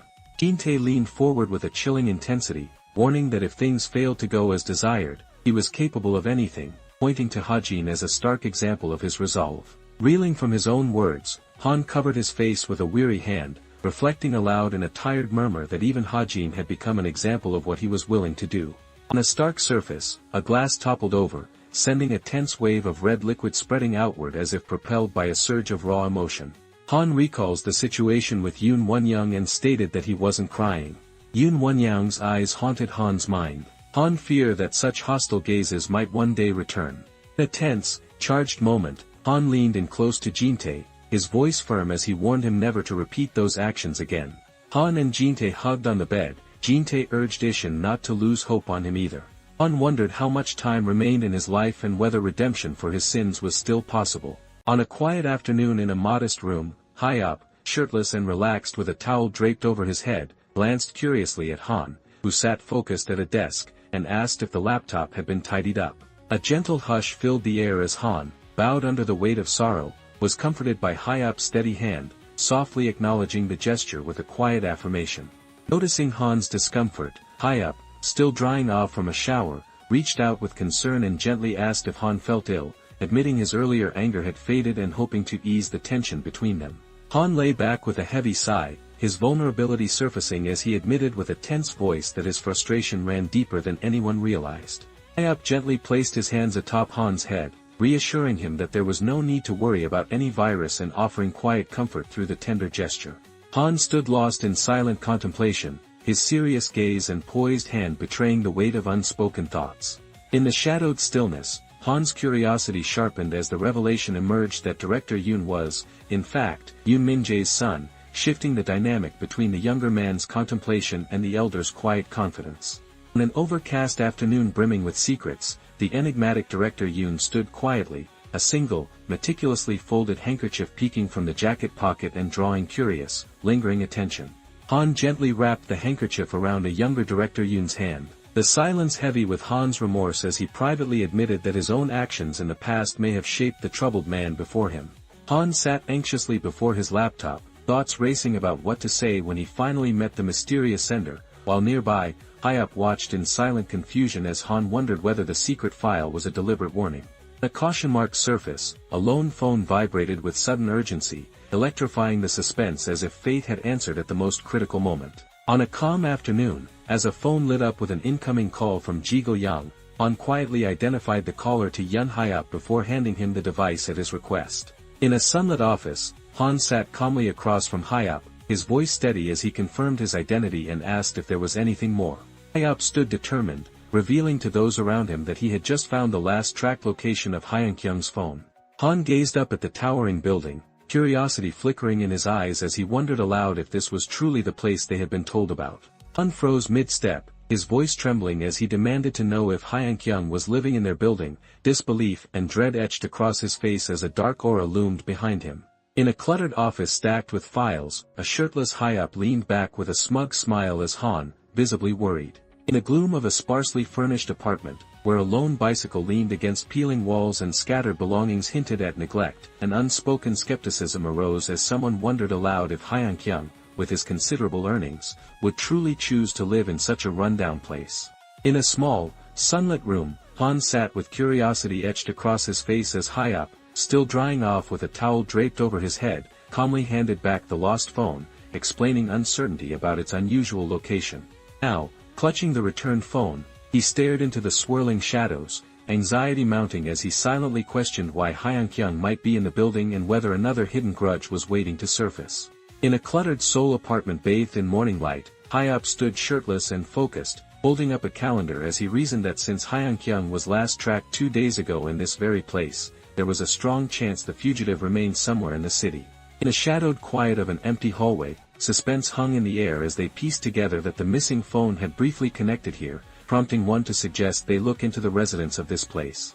In a brightly lit room, Hyup, his eyes resolute, lifted his shirt slightly as he agreed to take action immediately. In a quiet corridor lined with metal mailboxes, Hyup stood poised before them, calmly explaining that he just needed to take a look. In a quiet, sunlit office, Hyup put on his jacket and assured Han he would return soon, while Han nodded and said he would leave it to him. In a cluttered office where tension lingered, Han turned abruptly as the persistent ring of the phone drew an annoyed sigh, muttering that Jigoyang really should have settled things with just one call. In a tense moment, Hyup stood frozen in shock, his phone screen flashing an urgent call from Director Yoon, anxiety tightening his grip as he braced for what was to come. Then, as unease lingered, he hesitantly answered, muttering to himself that this caller seemed untrustworthy before offering a nervous greeting into the phone. In a dimly lit office, Han Ishin's shadowed figure pressed a phone to his ear, his voice tense as he identified himself and, ignoring Director Yoon's anxious greeting, demanded without pretense to know if they had seen it. Han hesitated before nervously admitting that he seen it, their voice faltering as uncertainty filled the air. Han clutched the phone with trembling hands, uneasily revealing that Director Yoon was actually Yoon Min-jae's son and admitting, with a nervous laugh, that memories from those days were lost to an accident. In a dimly lit room heavy with suspense, Hyup's eyes narrowed as he gripped a black object and pressed, with pointed curiosity, how the other person had discovered he was Yoon Min-jae's son. The desperate young man Han clutched his phone, anxiety etched across his face as he pleaded over the line, asking how he could possibly make amends and suggesting, with a trembling voice, that perhaps offering personal comfort was all he had left to give. Han recoiled in distress, covering his mouth as a menacing shadowy hand crept closer, insisting with desperate resolve that he could never force that overwhelming object back into his mouth, not even in the face of death. Director Yoon explained to Han that he sought no money, only compensation measured in emotion, and asked if Han understood. In a dimly lit room heavy with tension, Han sat gripping his knee, anxiety etched across his face as he reflected on how little he understood about Yoon Min-jae's affairs and quietly pleaded for guidance, vowing to do his utmost if only Director Yoon would tell him what to do. Director Yoon insisted that he knew Han weren't the mastermind. Han then questioned why they were trying to provoke him. In the shadow of 2 solemn adults, Han recalled how Director Yoon's parents barely noticed him, offering only meager candies as a token of their neglect. The younger Director Yoon gazed down at the wrapped candy in his hands, reflecting with a faint, resigned smile on how he often forgave past mistreatment and found fleeting solace in those bittersweet moments. Han sat with shoulders tense, processing the shock of learning that Yoon Min-jae and his wife had abused Director Yoon during childhood. Director Yoon accused Han of having taken away those bitter sweets, resentment sharp in every word. In a dimly lit corner, the quiet stillness is broken only by the sight of 3 candies scattered near an open snack bag, their presence inviting a gentle reflection on the simple sweetness they once offered. Younger director Yoon's serious gaze hinted at the weight of an impending realization as he contemplated the events unfolding before him. Two unknown men are shown as an unspoken melancholy settled between them, shaped by a yearning for something bittersweet that would not fade. Bathed in stark light, the younger director Yoon stood alone amid the dissolving silhouettes of others, his gaze fixed as he reflected that he preferred something lasting over a fleeting sweetness that vanishes the moment it is consumed. Director Yoon sat calmly with a phone pressed to his ear, his thoughts drifting as he considered how much had changed since the past. In a dimly lit corridor thick with tension, a terrified young man clutches his phone as a gloved Director Yoon seizes him from behind. While Han reflected on Director Yoon's unsettling, almost sticky voice revealed the reasons behind Director Yoon's troubling evolution. Now, the camera lingers on a dimly lit shelf crowded with electronic devices and scattered documents, as the narration grows weightier with the revelation that his parents had abused him before dying and abandoning him, casting a deeper shadow over the somber scene. In the dim haze of rain, Han stood solemn and somber, the downpour tracing his features as he reflected intensely on his entire existence. As Han was spacing out, Director Yoon yelled his name with a gravity that instantly sharpened his alert gaze. On a quiet desk scattered with books and stationery, the glow of a laptop screen reflected the serious gaze of Han, as a commanding voice from the device asked if he understood what needed to be done. Leaning back into his chair, Han studied the piece of candy in his hand with a calm, contemplative air, the lingering tension from the earlier exchange giving way to a silent, mysterious resolve. Surrounded by a swirl of colorful candies, Han paused mid-call, his surprise clear as he questioned whether he was really just expected to buy and send sweets. Suppressing a shaky laugh as he sat alone by the desk, he admitted to himself with uneasy humor that nothing would ever be that simple. Han's anxious grip tightened as Director Yoon's name flashed, and with a shaky breath, Han muttered in frustration that the situation would have to be figured out alone. Han sat alone, wiping sweat from his brow as the weight of exhaustion pressed heavily upon him. Director Yoon sat immersed in reflection as curiosity flickered in his eyes while he pondered what was truly meant by the word emotionally. On a tense afternoon, Han sat unsuspecting in his office as Hyup burst through the door, breathless and alarmed, urgently informing him that they were in serious trouble. On a tense morning thick with unease, Han stood frozen, eyes wide and sweat trickling down his face as he struggled to contain the shock and worry sparked by something unfolding just out of view. As shadows twisted over the looming building, Han stared up with dread, his mind racing as he wondered aloud if the unsettling truth was that Hyun-kyung had been living among them all along. In a cramped apartment filled with winter's chill, Hyup's frustration boiled over as he thrust the staggering heating bill into view, exclaiming to Han how outrageous the charges had become. In a sparsely furnished room thick with discomfort, Hyup stood shivering near the closed door and remarked to Han, who lounged indifferently on the couch, that the cold was almost unbearable. In the quiet glow of a cluttered study, Hyup sifted through a stack of documents with measured calm as Han, peering nervously over the back of a worn sofa, felt a jolt of surprise when Han clarified there had never been anyone named Hyun-kyung, dispelling the misunderstanding that had lingered in the air. Hyup wiped sweat from his neck, his anxious gaze betraying his concern as he remarked that they needed to save their money. As the tension lingered, Hyup calmly explained that finding Hyun-kyung would bring relief but mentioned his plan to take on additional requests just in case, prompting Han to confidently observe his smart, capable approach and ask if he intended to start immediately, their discussion unfolding in the quiet office surrounded by shelves and the glow of a laptop. In a sunlit room charged with playful energy, Hyup, bold and affectionate, eagerly climbed onto Han's lap, leaving Han surprised.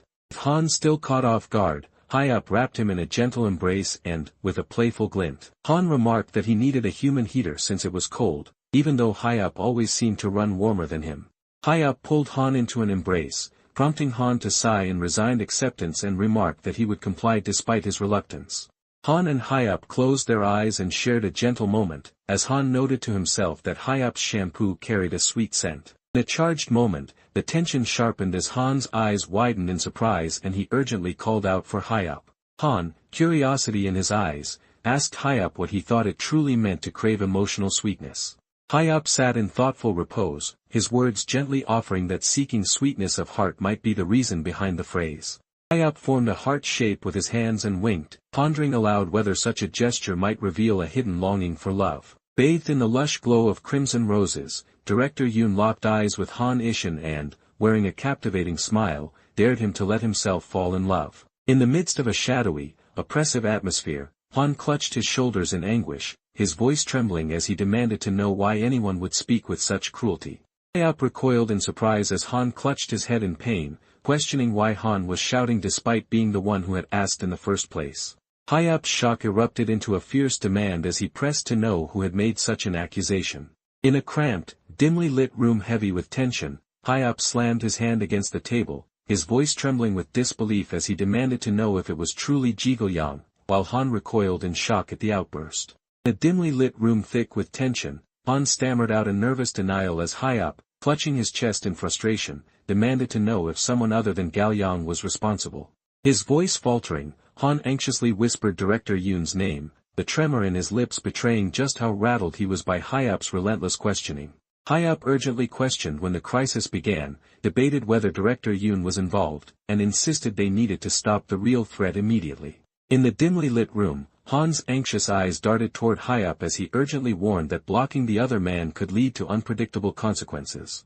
Han clung anxiously to Hyup and urged him to calm down, insisting with nervous encouragement that they should focus on work because, as he reminded, employers were meant to work too. Han gently embraced Hyup. Hyup instructed him to hand over the phone whenever Director Yoon called. Han sat across from Hyup, curiosity flickering in his eyes as Hyup paused his typing to pointedly ask why he had chosen to open a public prosecutor's office. In a quiet room lined with shelves, curiosity filled the air as Hyup leaned in to ask Han about his rumored past working for a company.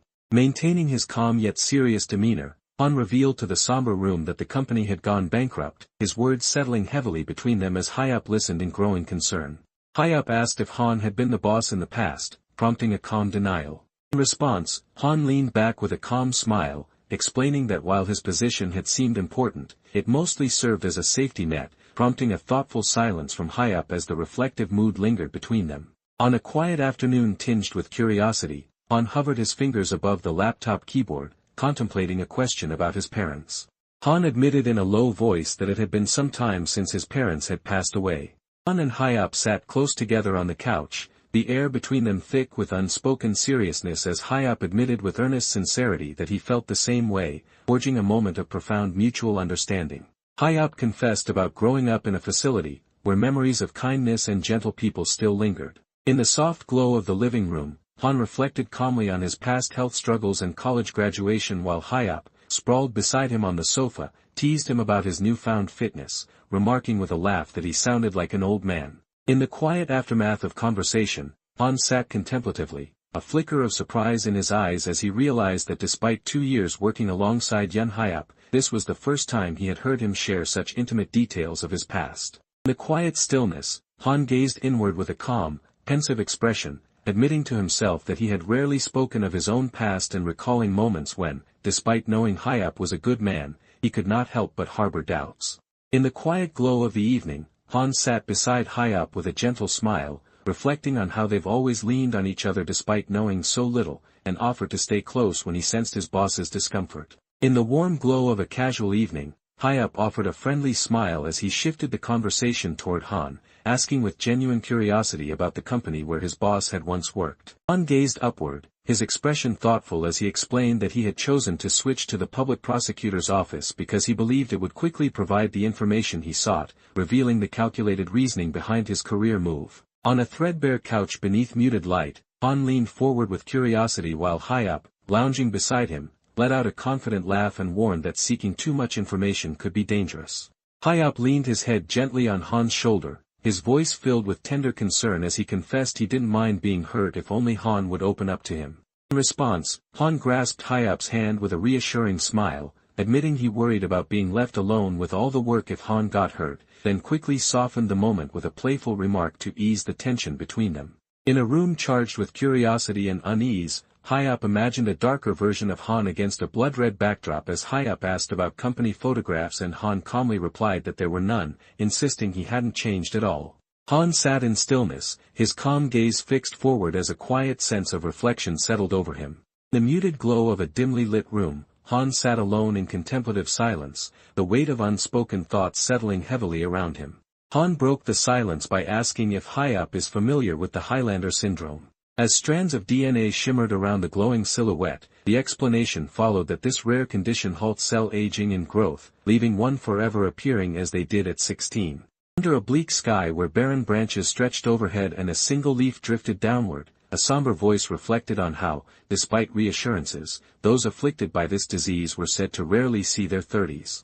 In the gentle hush of a quiet evening, Han and Hyup sat close, hands entwined, their expressions softened by gratitude and the unspoken relief of having endured together. As the dim light pressed softly around them, Han revealed in a somber tone that only his parents and Jinte had ever known, but with those loved ones now gone, he confided to Hyup that the only person he had left was him.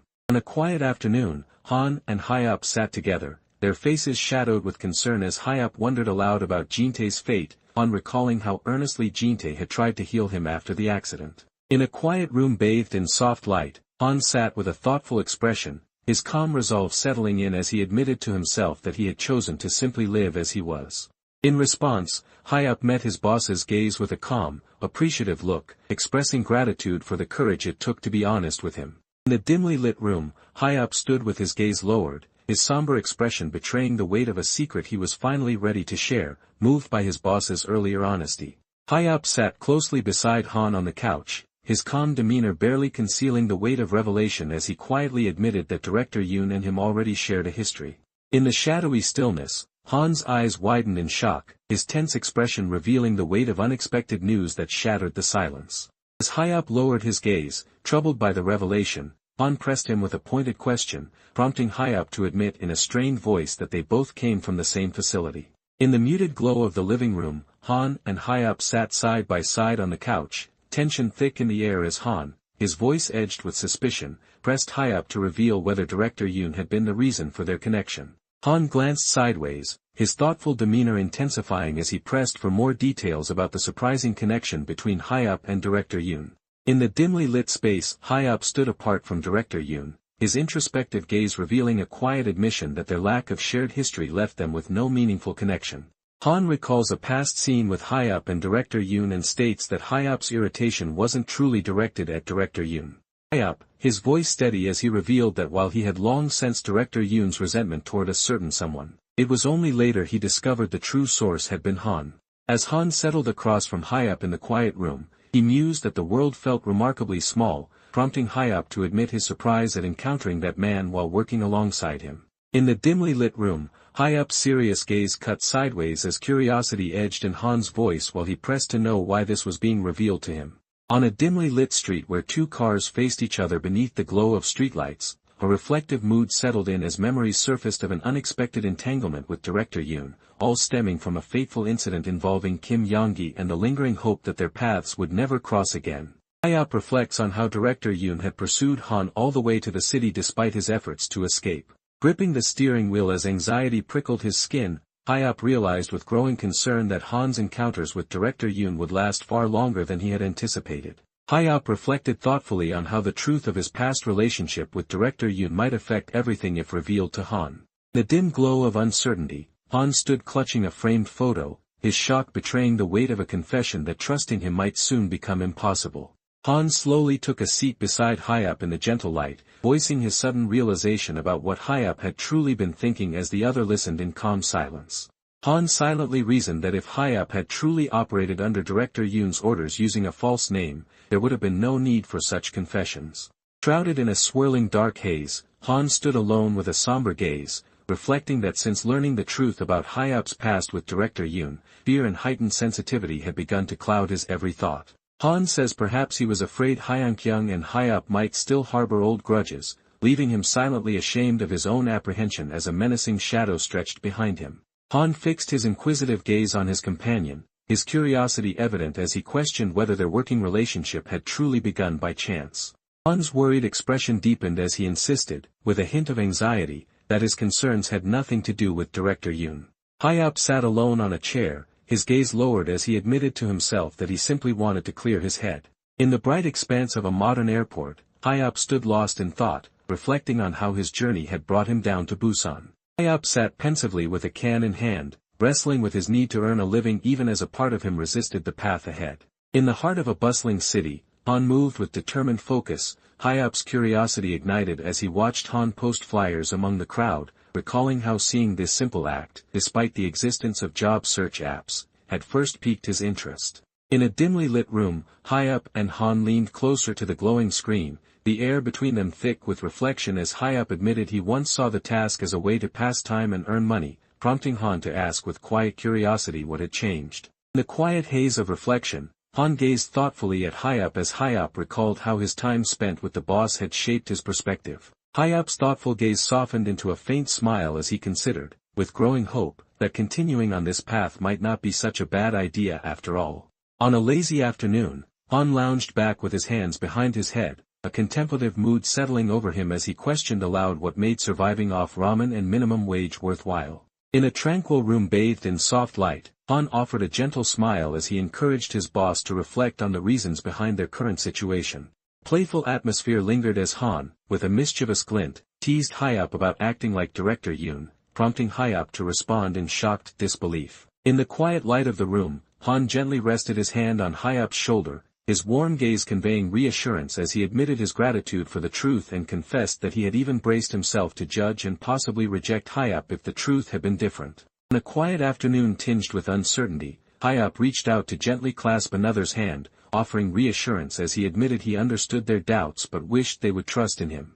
In the soft glow of the afternoon, Han and Hyup stood close, hands intertwined, as Hyup admitted wanting to be more honest after witnessing Han's own openness, filling the moment with tender sincerity. On a quiet afternoon tinged with nervous anticipation, Hyup, a young man burdened by self-consciousness, scratched the back of his neck as he hesitantly asked if there were any more questions about him. The quiet glow of his phone screen, Hyup's determined gaze sharpened as a serious message appeared, prompting him to acknowledge that a request had just arrived and he now needed to make contact. Hyup sat tense beside Han, who leaned in with a serious expression to begin discussing Director Yoon. As Hyup's words lingered in the air, Han leaned forward, his eyes thoughtful as he quietly asked about the other man. Han's eyes narrowed in contemplation as a smirk tugged at his lips, his thoughts turning to question whether Director Yoon had always behaved that way back at the facility. In a quiet, contemplative moment, Hyup glanced sideways with a sly smirk, candidly admitting that he had once been something of a jerk. In the muted glow of a small, dimly lit room, Han sat alone atop a floral-covered bed, his heart heavy with unease as he realized that revealing his past had changed nothing, leaving him overwhelmed by a surge of unfamiliar emotion. Han lay on his bed, eyes tracing the ceiling as uncertainty and reflection washed over him, wondering aloud if the feeling stirring inside was relief or satisfaction. Amid a stark, minimalist expanse, a quiet sense of doubt lingered, as the possibility of another path began to surface in the uncertain silence. In the quiet calm of a dimly lit room, Han lay in bed, his gaze meeting the steady presence of someone standing beside him as he was quietly addressed as boss. Hyup offered a calm smile as he informed Han that they would meet the client at 10 a.m. the next day. In the tense stillness of the room, Hyup reached out to gently touch Han's sleeping face, addressing him with quiet authority as the weight of unspoken intentions lingered between them. In a quiet, dimly lit room where soft light filtered through closed curtains and a floral bedspread hinted at warmth, a gentle voice broke the silence to express heartfelt gratitude, setting a calm and reflective tone. A confident woman in sunglasses stood with arms crossed, her curiosity evident as she questioned aloud why the area was so crowded, while a nervous man lingered uneasily behind her. Just then, Han stepped forward with a smug smirk, confronting her about arriving an hour and a half late and remarking that only the hefty cost kept him from saying more, while the woman in sunglasses watched silently from behind. Han greeted his guest with a warm smile, gently offering 2 steaming cups as he remarked on the biting cold outside. As the delicate aroma drifted between them, the woman in sunglasses gestured toward the cup and curiously asked if he had any coffee beans. Han offered a polite apology, explaining to the woman that they were out of coffee beans, prompting her to repeat her request with calm persistence as their drinks exchanged hands in the casual, slightly awkward atmosphere. As the casual tension lingered, she calmly asked if the windows could be opened for fresh air, added a request for the sofa to be wiped, and mentioned that she would appreciate the heating being turned on. In a room charged with determination, Han stood beneath a bold backdrop of the word endurance, his smile unwavering as he clasped his hands and asked if she truly sought evidence to end her marriage. In a sunlit room, a woman with sunglasses lounged with effortless poise, calmly raising her cup as she responded to the mention of divorce with a touch of sarcasm. In a sunlit room heavy with tension, a woman in dark sunglasses fixed her gaze on Han, her voice steady as she insisted that all she required were photos of her husband's affair and details about the other person. In a quiet, tension-filled office, Han stood with calm authority before the reserved woman in sunglasses, his serious tone filling the room as he requested that she speak about her husband.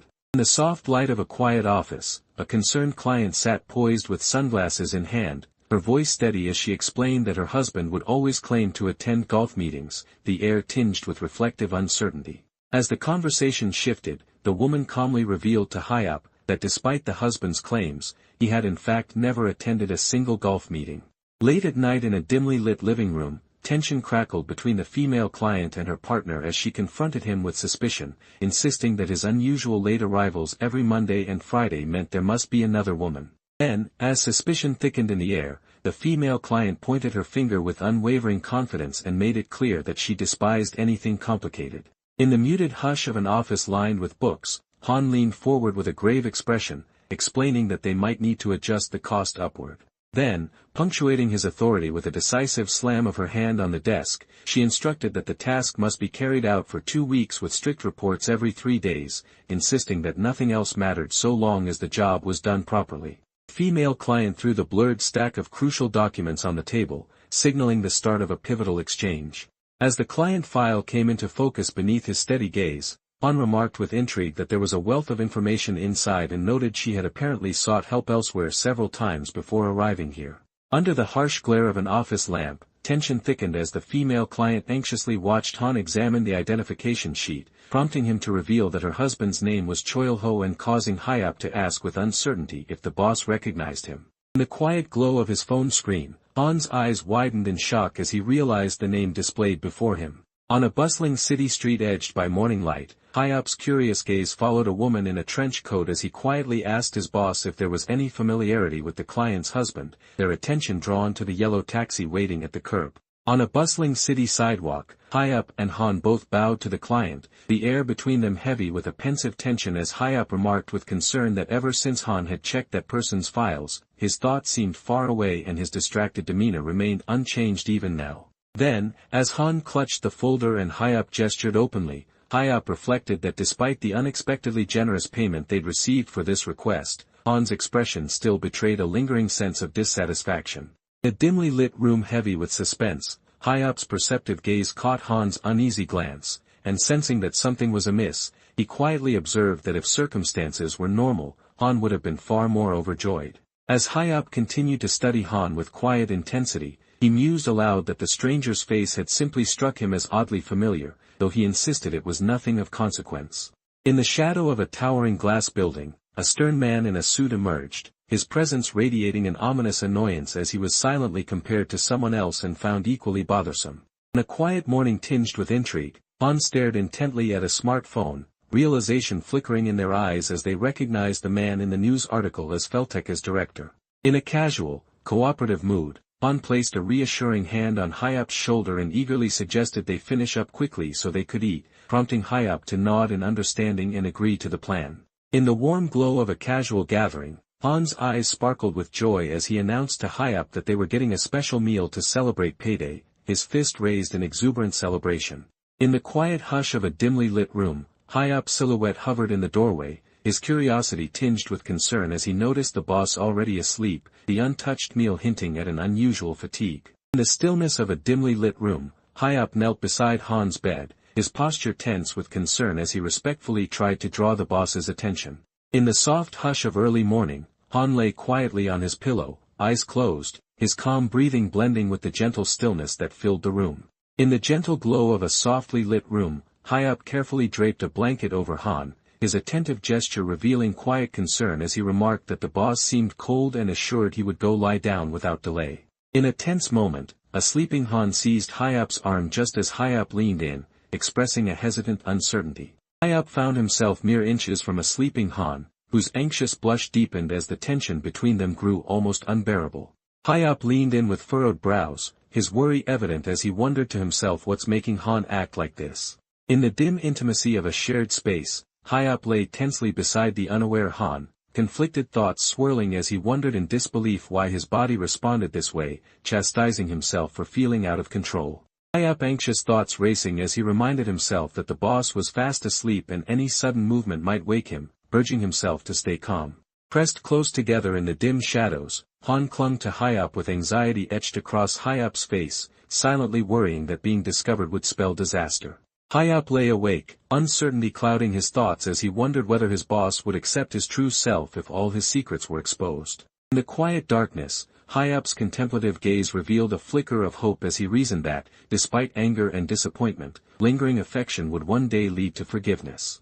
Under the harsh glare of the moment, High Up's face drew close, sweat dotting his brow as he offered a quiet apology, the weight of regret heavy in his eyes. In the dimly lit room, High Up leaned in with quiet intimacy against Han, whose tense grip tightened around the cold knife as unspoken tension charged the air between them. Suddenly, a forceful hand strike landed with resounding impact against a muscular upper body, shattering the charged tension that had built between them. High Up looked downward, quietly releasing a soft sigh that revealed his vulnerability. High Up drew Han into a sudden, intimate embrace on the bed. Han leaned over High Up with a focused intensity, while High Up, visibly tense, struggled to suppress his imagination in the charged silence between them. Then, as the tension thickened, High Up offered a subtle, almost smug smile, his voice low as he asked whether Han liked what was being presented. On a jizz-soaked hand, High Up stood motionless beneath the downpour, tension etched across his shadowed form as uncertainty pressed in around him. High Up was torn by guilt as he silently admitted to himself that his own greed kept growing. Steam curled through the tense air as High Up's released his stress with satisfying breaths. High Up's voice trembling with apology as tenderness and regret mingled in the quiet embrace. High Up softly confessed his feelings, while Han slept peacefully. In the soft glow of a dimly lit room, High Up sat up beside Han on the bed, his voice trembling with sincerity as he confessed his feelings, filling the quiet space with tender vulnerability. On a stifling afternoon, High Up stood anxiously beside Han, worry etched on his face as he realized Han's discomfort might be his fault. In the hush of a shadowed evening, High Up's gaze dropped, his features etched with silent conflict as he stood alone against the somber sweep of a dark purple backdrop. Shrouded in a tense darkness, Han recoiled in shock, his voice barely escaping as he tried to make sense of the ominous threat before him. As office lights flickered overhead, High Up's concern deepened when he pointed out Han's worsening dark circles, questioning how the boss could look even more exhausted despite having gone to bed early, while Han reacted with visible unease.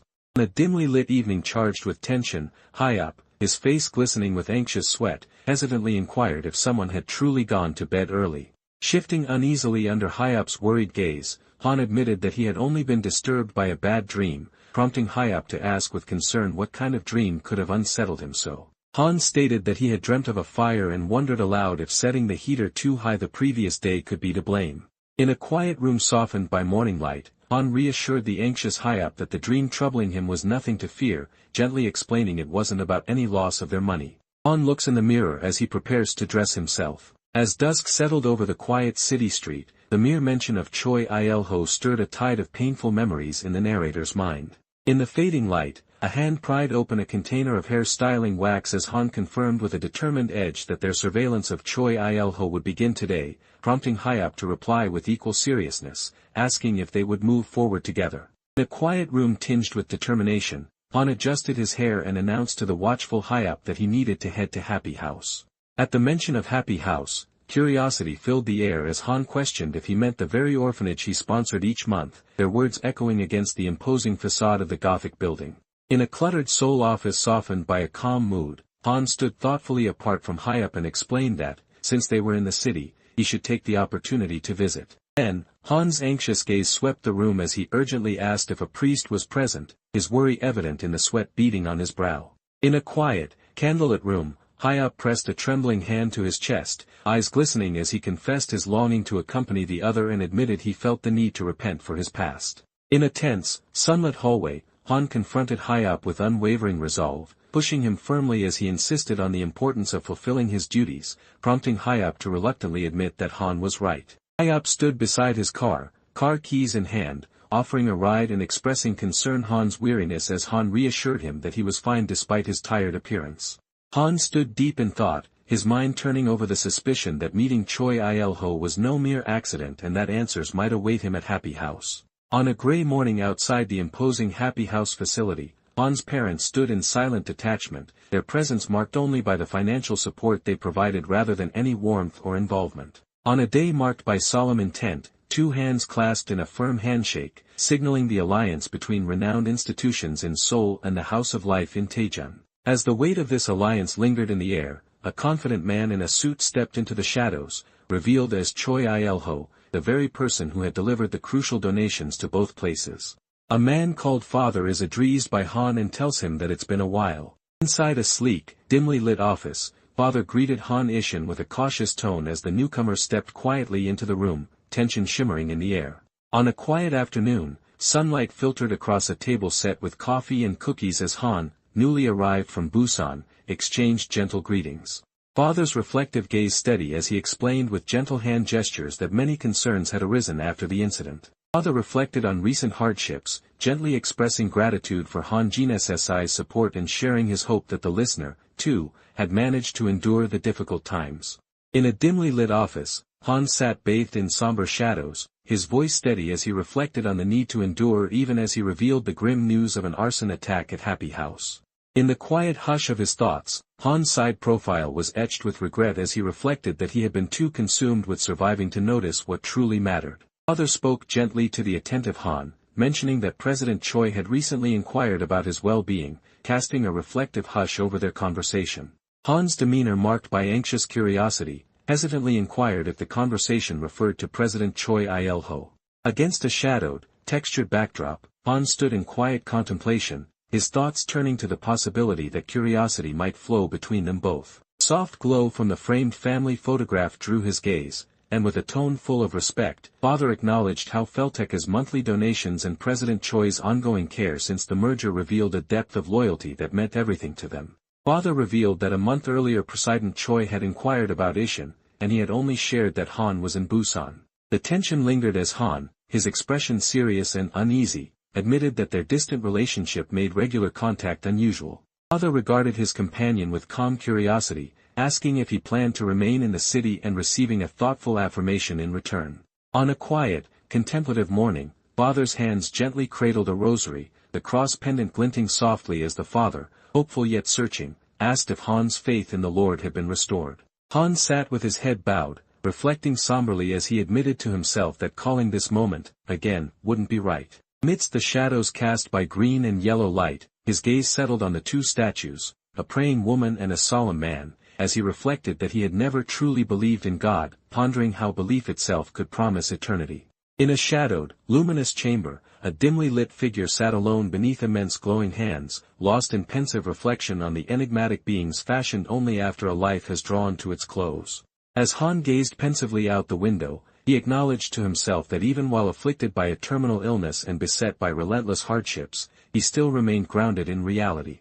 In the heart of a blazing, smoke-filled chaos, Han's silhouette stood firm as defiant energy surged within, and he asserted with unwavering resolve that he had not perished. As the defiant energy lingered in the aftermath of smoke and fire, a hand reached out toward the radiant light, and the thought arose that, at least in this present reality, there was no longer any certainty of having been shaped by a divine creator. Inside the dimly lit room, Han Ishin sat with furrowed brows, his mind weighed down by tense uncertainty as he silently urged himself to stop drifting and accept that fate would unfold as it must.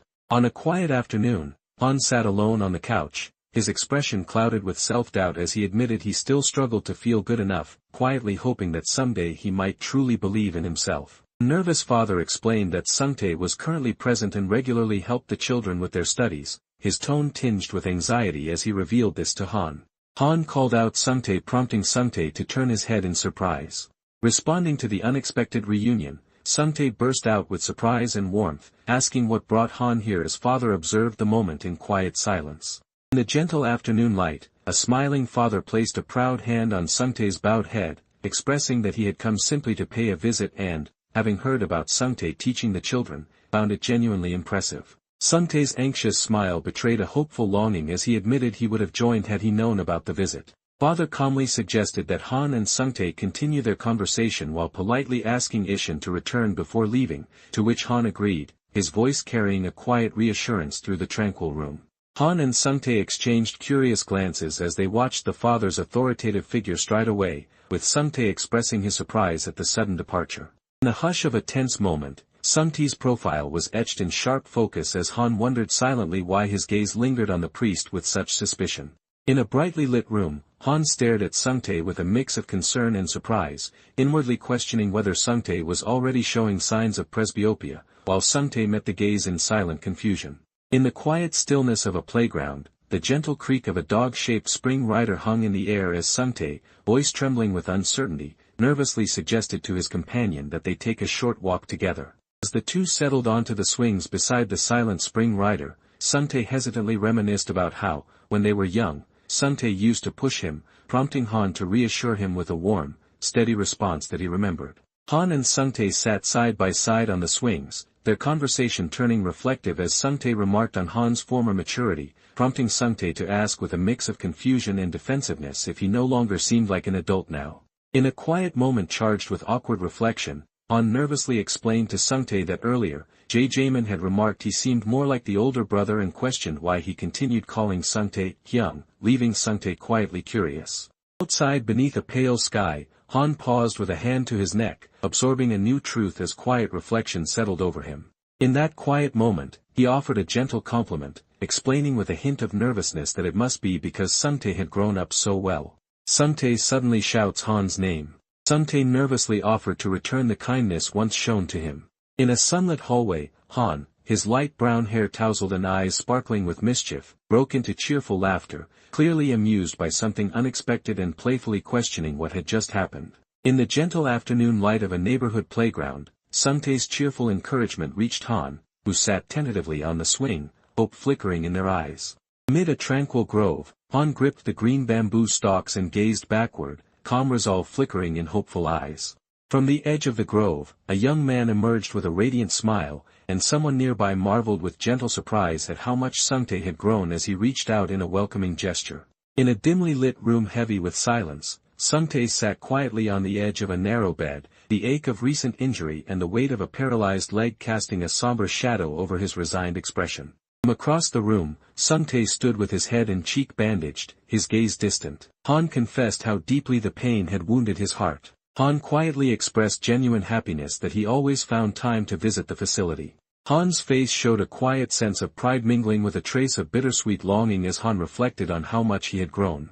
Suddenly, the sky seemed to spin as a tense warning was called out to Sung-tae, urging him to stop before dizziness overwhelmed the speaker and a startled exclamation revealed an unexpected mistake. As the swing finally stilled, Han, still catching his breath, questioned how Sung-tae could be so strong, admitting it had been fun but stammering an apology as Sung-tae steadied him with a regretful expression. In the quiet glow of a comforting moment, Sung-tae leaned in and told Han sorry. Han assured that there was no need for apologies. Then, as the warmth lingered between them, Sung-tae nervously reached out to touch Han's nose, remarking with concern on its redness while Han looked on in startled discomfort. In a tense moment, shadows flickered across the room as Han, startled and vulnerable, was suddenly pulled into an urgent embrace from behind. As Han remained frozen in the unexpected embrace, Sung-tae leaned close and whispered with nervous hesitation that he was glad Han had come to Seoul.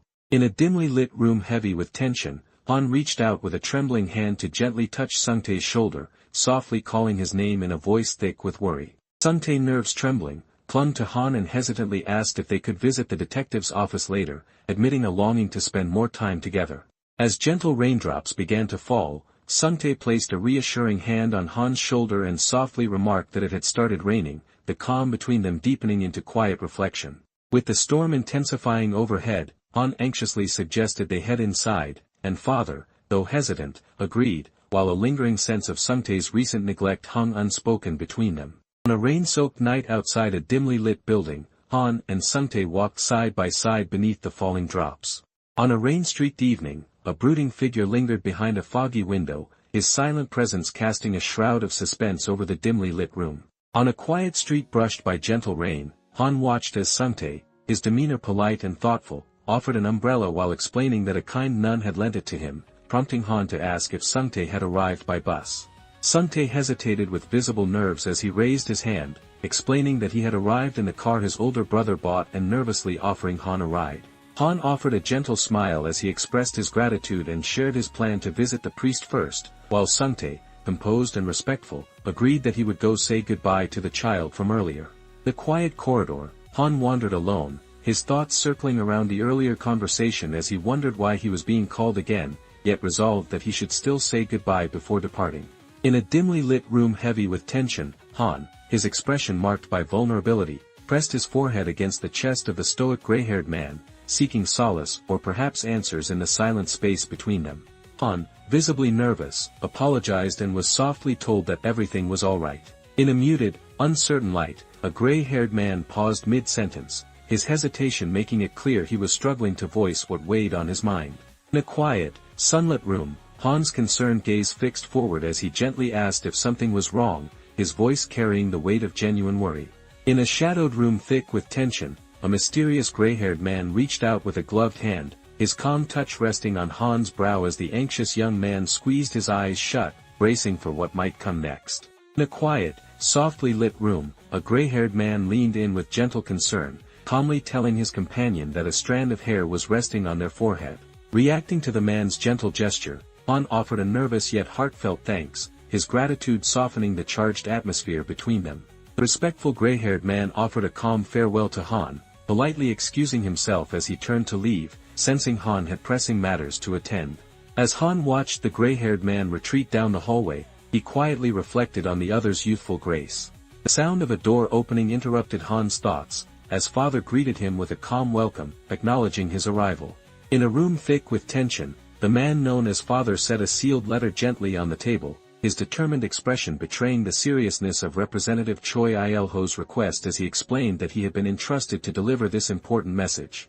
Bathed in the warm glow of a book-lined room, Han sat absorbed in the faded words of an old letter, the weight of forgotten years pressing on him as he quietly admitted to himself that the memory had returned just a little too late. On a quiet, contemplative morning, a hand emerged from the shadows, carefully holding a slip of paper inscribed with a thought-provoking reflection on the internal battle between good and evil. In the muted light of an abandoned room, Han's sharp gaze traced the fissures of an ancient, weathered surface, quietly remarking on its age with contemplative curiosity. Hans gripped a crumpled piece of paper, the weight of that fateful day pressing into trembling fingers. Han offered a reassuring smile as he asked that someone be told he had thrown it away. In a shadow-drenched room where swirling lines hinted at turmoil, Han and father, gray-haired man stood locked in a silent standoff, tension crackling between them as unease and contemplation warred in the charged air. In a muted glow of a dimly lit space, father reached out with resolute hands to take the crumpled object from the reluctant, apologetic Han, assuring him quietly that he would handle its disposal and expressing his understanding for the awkward moment. On a quiet afternoon, the gentle presence of a leafy plant softened the scene as a careless hand sent a piece of trash tumbling toward the waiting bin. Father said that it served no purpose, should be discarded without hesitation. In a sunlit room filled with quiet anticipation, Han bowed slightly as he asked with hopeful calm if he might be allowed to leave. Responding with gentle warmth, the man called father clasped his hands and invited Han to visit often, assuring him that the children would be delighted and offering a heartfelt blessing for the Lord's presence to remain with him. On a rain-soaked street shadowed by a looming pillar, Han stood motionless as Hyop hurried toward him, anxiety sharp in his voice as he called out to his older friend through the downpour. Rain fell softly as Han and Sungtae huddled close beneath a shared umbrella, the air between them charged with nervous intimacy as Sungtae, voice quivering, admitted he had parked the car nearby and urged that they go. On a rain-soaked street, Han and Sungtae stood close beneath a single umbrella, the gentle hush of falling water surrounding their quiet moment of care. In the soft hush of rain, a gentle gray-haired man reached out to Han with a comforting touch, reflecting that Han would one day make such thoughtful gestures for someone he cared about.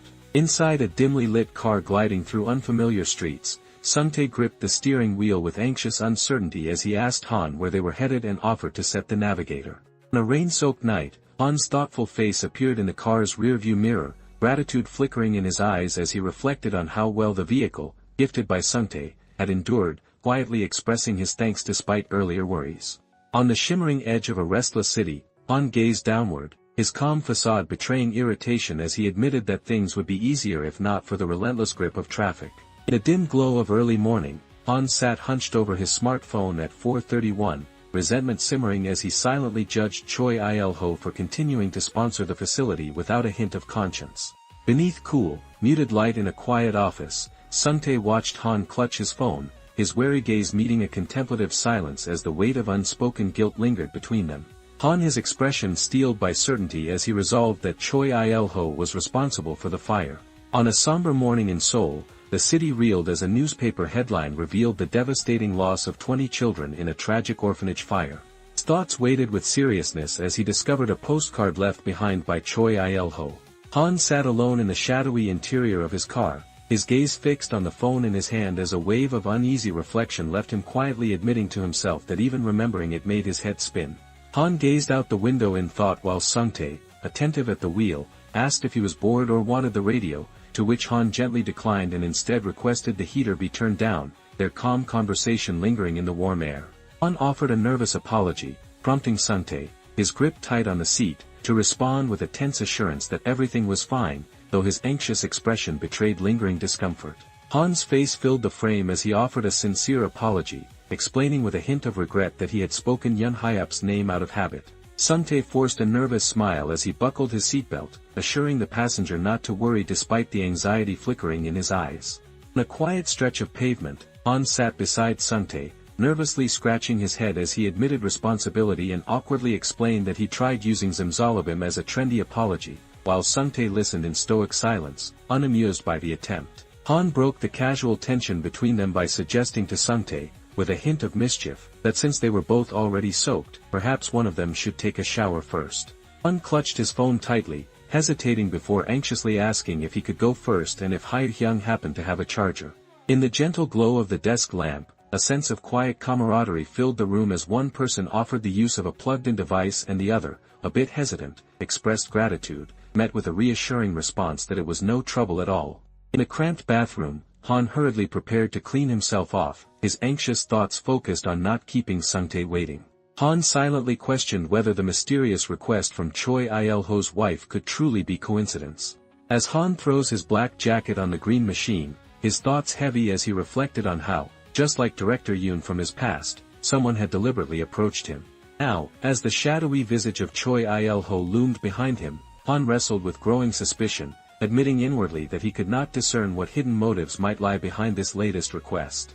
Against a pale, luminous backdrop, Han stood resolute and contemplative, deciding he must face the next challenge alone and determined to warn Yun Hyup not to follow, unwilling to risk anyone else getting drawn into danger. Moments later, as the resolve faded from his eyes, Han peered into the nearly deserted office cluttered with boxes and desks, voicing his concern that Seong-tae had slipped away without a word. The smartphone trembled with sudden urgency, its insistent vibration slicing through the suspenseful silence. Grabbing the phone with anxious hands, Han urgently addressed Seong-tae, but to his surprise it was assistant manager Lee Hyung-tae and not Sung-tae. On an ordinary afternoon tinged with awkwardness, Han stood with his phone in hand, scratching his head as he apologized for his confusion and then asked what was wrong. In a cluttered room lined with shelves and boxes, Han stood with a phone in hand, his focused expression reflecting the seriousness as assistant manager Lee Hyung-tae explained that he had sent the requested photo of Hae-kyung via text and was now following up since there had been no reply. Han, ever composed in his crisp white shirt, offered a gentle smile as he courteously concluded a brief phone call, promising to attend to the matter at once before wishing the caller well.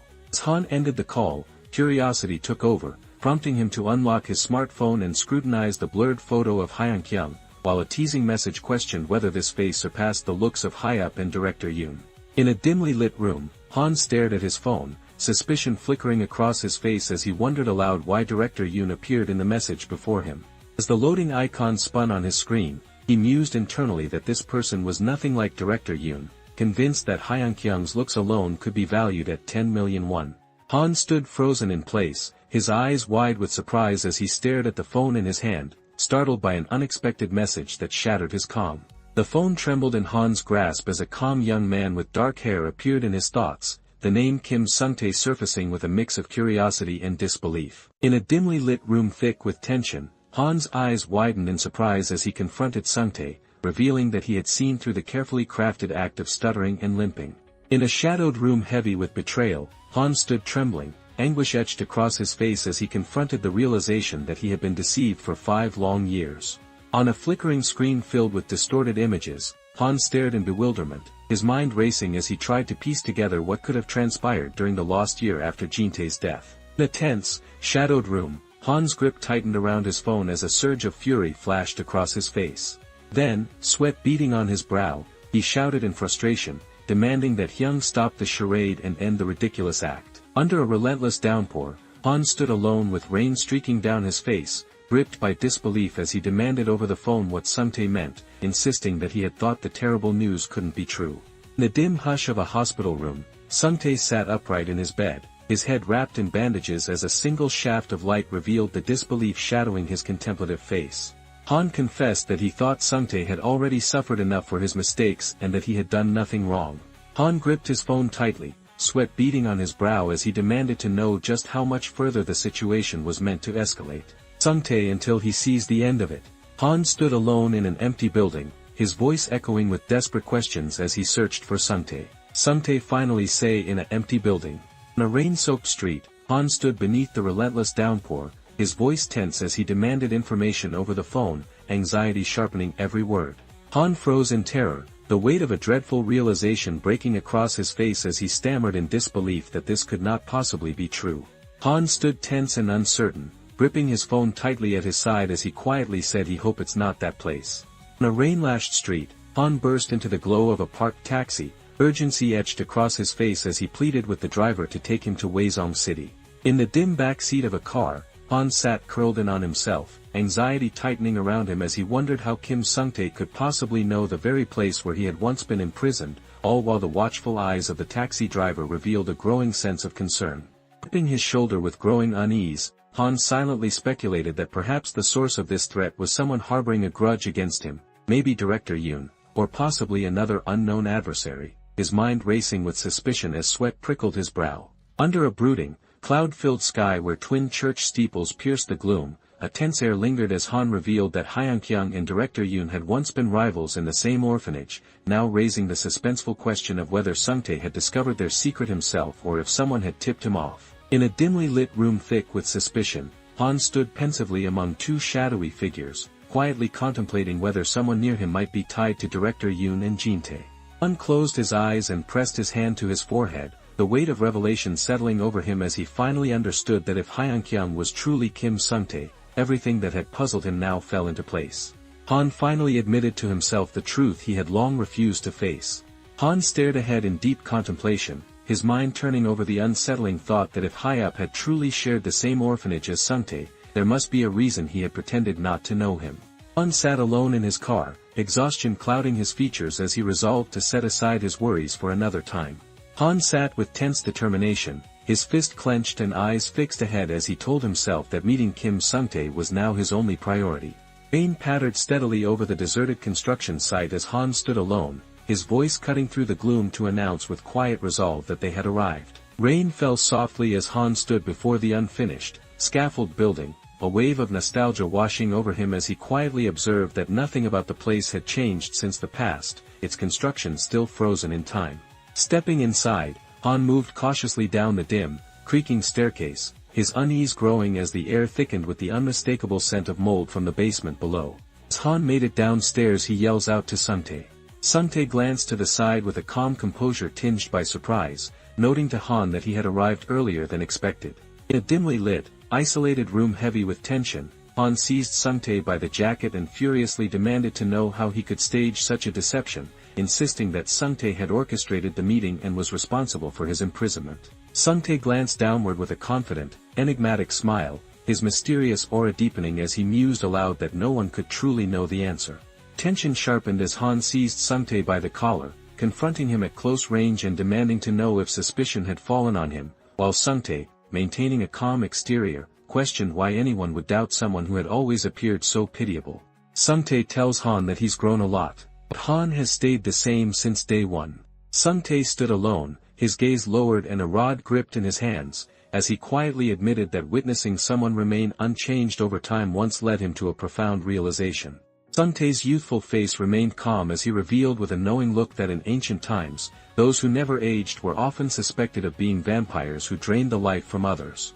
In a realm shrouded by darkness, a figure emerged from the shadows, his menacing presence echoing the tales that painted such beings as monsters meant to terrify children and be hunted as if cursed by the gods.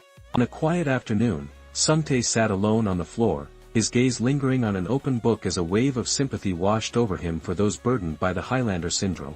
In the charged stillness of the room, Sungtae's unwavering gaze fixed on Han as he calmly accused him of being utterly ruthless, insisting that unlike others, Han had drained everything away without mercy. Han stood rigid and wary, his brow damp with sweat as he demanded to know what the other person truly meant. On a rain-soaked street shrouded in tension, Sungtae advanced toward Han with a hostile glare, brandishing a large umbrella like a weapon as he demanded to know what it felt like to possess a flawless body gained through sacrifice. Han stood in profile, his confusion evident as he questioned what sacrifice could possibly be meant. The uncertainty lingered as Sungtae's lips parted in the somber light, quietly calling out Jintae's name with a trace of pleading hope. Han's eyes blazed with fury as he confronted Sungtae, demanding through clenched teeth what right they had to even mention Jintae's name. Sungtae says that Jintae's death was because of Han. Han stood sweating and distressed, confronting Sungtae as he demanded to know if Sungtae's hatred for Jintae ran that deep. Sungtae sat calmly and, with sincere honesty, revealed that he had never harbored hatred toward Jintae. Against a backdrop heavy with tension, Han lifted his gaze, desperation etched across his face as he demanded to know why it had happened and begged for reassurance that everything was just a misunderstanding. On a stained floor littered with sharp objects, the heavy silence was shattered by a desperate plea for someone to insist that the events of that day were nothing more than an accident, the air thick with tension and unspoken trauma.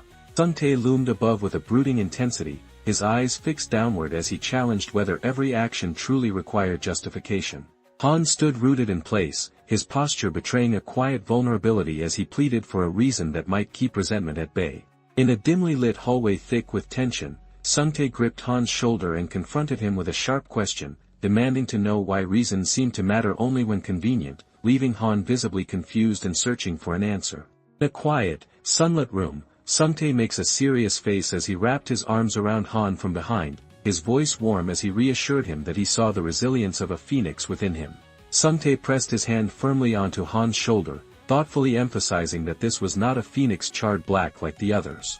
Then, as anticipation hung in the air, a radiant red phoenix burst forth among glowing embers, its blazing form embodying a majestic promise unlike anything seen before. Mid a stark white void, a blazing phoenix loomed as Sungtae, resolute and unyielding, condemned Han as a traitor and declared that such a phoenix must be consigned to the flames. Han froze mid-step, anxiety flickering in his eyes as he sensed Sungtae's menacing presence closing in tightly from behind and managed a startled, uncertain greeting. The weight of that encounter pressed on as Han, half shrouded in shadow against a dark, ominous backdrop, silently wrestled with the desperate thought of what it would take to bring Jintae back from death. Midst the roaring blaze devouring the club, Han stood resolute with a gas canister in hand as an accusing voice declared that he had set everything on fire. In the dimly lit room, Han confronted Sungtae with suspicion heavy in his voice, demanding to know if the shadowed man had truly been part of the Phoenix Club. It began in a somber haze, where a lone, damaged concrete block sat amid the ash and smoke, revealing that the club had been reduced to ruins. From the devastation lingering in the air, the scene shifted to a dimly lit room where Sungtae, voice grave, warned Han that a group with such a long legacy would not vanish quietly and insisted they would now become targets. In the stark tension of a close-up, Sungtae's eyes narrowed as he demanded to know if Han truly feared the consequences of revenge. In the shadows of a tense, uncertain night, Han stood firm, his eyes steady as he declared with unshakable confidence that no one could take his life. In a dimly lit space thick with remorse, Han stood partially consumed by encroaching shadows, his expression twisted in guilt as he confessed that he was indeed a murderer, yet insisted that eliminating his victims had been the only way to prevent even greater loss. Through the narrow gap of parted red curtains, a foreboding darkness settled over the hallway as the narrator reflected that the place felt fundamentally wrong, its very essence radiating menace. Han gripped Sungtae's shoulders with urgency, his tense warning revealing that Sungtae had no idea what kind of place the Phoenix Club truly was. In the charged silence, a close-up revealed Han's jaw tightening as he calmly hinted that he might already possess the knowledge others sought, his confidence adding weight to the tension. Han stood trembling before a shadowed, imposing figure, his voice faltering as he admitted his fear that his older brother would only feel disappointment. Sungtae extended his hand toward Han, his confident gaze suggesting he doubted the other could truly grasp it. A bead of sweat traced down Han's tense face as he endured the silent pressure, anxiety flickering in his eyes. In the gentle darkness, a nostalgic warmth filled the air as Sungtae, even as a small child, would always reach out his hand toward the narrator, a silent gesture of comfort and unwavering support. Against a backdrop shrouded in darkness and swirling smoke, an unseen presence admitted with chilling certainty that they would not hesitate to relinquish control, the words hanging ominously in the void. In the faint glow of a lonely room, a newborn swaddled in thin cloth lay abandoned, as the somber truth emerged that Jintae's parents had left their innocent child behind at an orphanage. Jintae's much younger brother, the peaceful infant Kim Sungtae, lay serenely with his eyes closed, introducing a tender new presence to the unfolding story. Bathed in the soft glow of memory, Han gazed tenderly at the cheerful baby clutching his hand, recalling how Sungtae had always gravitated toward him, even more than to Jintae. In the quiet intimacy of a shadowed room, Han's hand was gently grasped by a smiling figure, yet beneath that hopeful touch, he felt only indifference. In a shadowy cascade of bullets, medicine, and scattered documents, the somber aftermath of Jintae's shooting merged with the relentless burden of an incurable illness and the chaos of work life. In the smoky darkness, a solitary figure named Jintae stood calmly, while a reflective mood lingered as Han revealed that memories of him would always remain. As Han gazed thoughtfully at the gift box labeled for Sungtae, he reflected that although Jintae was not truly his brother and could handle things on his own, Sungtae, who had grown up in an orphanage and rarely saw them, deserved some support, deciding it would be best to send gifts instead. Han, pensive and conflicted, reflected on how, in his mind, Sungtae's importance kept slipping further down his list of priorities. In the quiet glow of afternoon, Han sat alone at the table, his thoughts drifting to how long it had been since he last saw the boy, and wondering if he should stop by the orphanage. On a rain-streaked evening heavy with anxious reflection, Han stood alone, his thoughts circling around a boy who seemed to be Sungtae's age, wondering if time had changed him and admitting to himself that memories of the past had begun to surface more often lately. Sunlight filtered through the office window as Han, seated amid scattered documents, looked up with a thoughtful expression and asked Jintae, who was just stepping inside, whether they should visit the orphanage together that day. In a quiet room tinged with seriousness, Han fixed Jintae with a steady gaze and reminded him that they needed to head to the club as planned. Hearing the plan laid out, he paused for a moment, then with a resigned sigh admitted they had no real alternative. Han, thoughts heavy as he recalled how, ever since Hajin Construction's bankruptcy, he had dutifully attended every meeting, only to find that during his time abroad, the club had quietly changed in his absence. In a dimly lit room shrouded in mystery, Han recalled how, during his time abroad, the club had transformed into a circle of silhouettes exchanging fervent debates and gathering data on immortality, the air thick with seriousness and thoughtful intensity. Now, as the eerie glow from the open book cast flickering shadows across the littered desk, the scene evoked how those who once debated now praised eternal life and pursued the secrets of an immortal body with unwavering obsession. Choi Il-ho calmly addressed Han and Jintae, noting that there were additional differences to consider. With a gentle smile, he welcomed Lord Phoenix and acknowledged the priest's presence, his calm demeanor setting a tone of quiet anticipation. On a stark city street, two men in sharp suits stood shoulder to shoulder, the air charged with contempt as Han scoffed at the mention of the Phoenix, his disgust clear while Jintae observed in silence. Han walked beside Jintae, curiosity edging his voice as he questioned how Jintae ever became a priest. Han also demanded to know why Han couldn't stop others from calling him Phoenix. Han addressed the seriousness in the air by calmly explaining to Jintae that the religious hierarchy placed him third from the top, listing the ranks with quiet authority. From a higher vantage, Jintae explained with quiet resignation that things simply ended up this way, while Han listened intently below, his thoughtful gaze reflecting the weight of circumstances. In a dimly lit room framed by towering windows and antique furnishings, Han sat tense and frustrated, voicing his displeasure about the lack of progress in the investigation of his mysterious illness. In a shadow-laden chamber thick with tension, Han, known to some as Phoenix, stood at the center of a gathering, sensing the weight of countless luminous eyes fixed upon him and feeling the silent intensity of their recognition. In the chilling half-light, Choi Il-ho's face emerged with a menacing intensity, his gaze now far more terrifying than before, casting an ominous shadow over the moment. Han stood rigid in his suit, anxiety etched across his face as he wiped sweat from his brow and struggled with the weight of his troubled thoughts. Han quietly stated that he was not the legendary Phoenix, but merely a person burdened by illness. In a starkly lit corridor, Jintae, his expression unwavering, signaled Ishin to follow, announcing with quiet determination that their path now led to the basement. In the muted glow of the elevator panel, a downward arrow illuminated as someone wondered aloud why they were heading to the basement, a place none of them had ever visited before, heightening the mood of curiosity and suspense. In the dim light, Jintae's calm voice carried a mysterious weight as he hinted that there was something important he wanted revealed. In the dimly lit corridor, Jintae stood resolute with Han close behind, their path barred by two shadowed figures whose tense warning made clear that entry without permission would not be tolerated. Jintae silently pressed a cryptic card into his hand, shrouding the moment in ominous anticipation. Inside the sterile halls of a high-security facility, Han hesitated at the threshold, his cautious glance meeting the unwavering presence of a guard. They instructed them to proceed, prompting Han to quietly wonder about the unusually strict security measures. As Han and Jintae enter, Thayer met with a club-like atmosphere. Han's lips parted thoughtfully as he reflected that this place reminded him of the club he once frequented during his time abroad, a distant fondness flickering in his contemplative gaze. In a dimly lit room thick with shadows, the ominous glow of scattered bottles and pills revealed a party where every guest seemed lost to the haze of alcohol and drugs, setting an unsettling scene of excess and secrecy in Korea. In the muted glow of an opulent room, Han stood beside Jintae, tension flickering across his features as he silently wondered why someone so critical of his partying would choose to bring him to a place like this.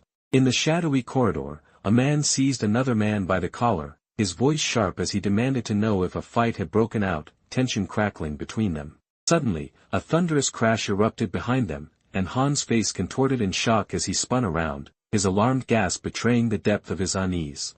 Han recalls a memory he wanted to forget. Under flickering streetlights, tension crackled through the night as a man clamped another man in a relentless chokehold, the surrounding crowd erupting with shouts for someone to stop them.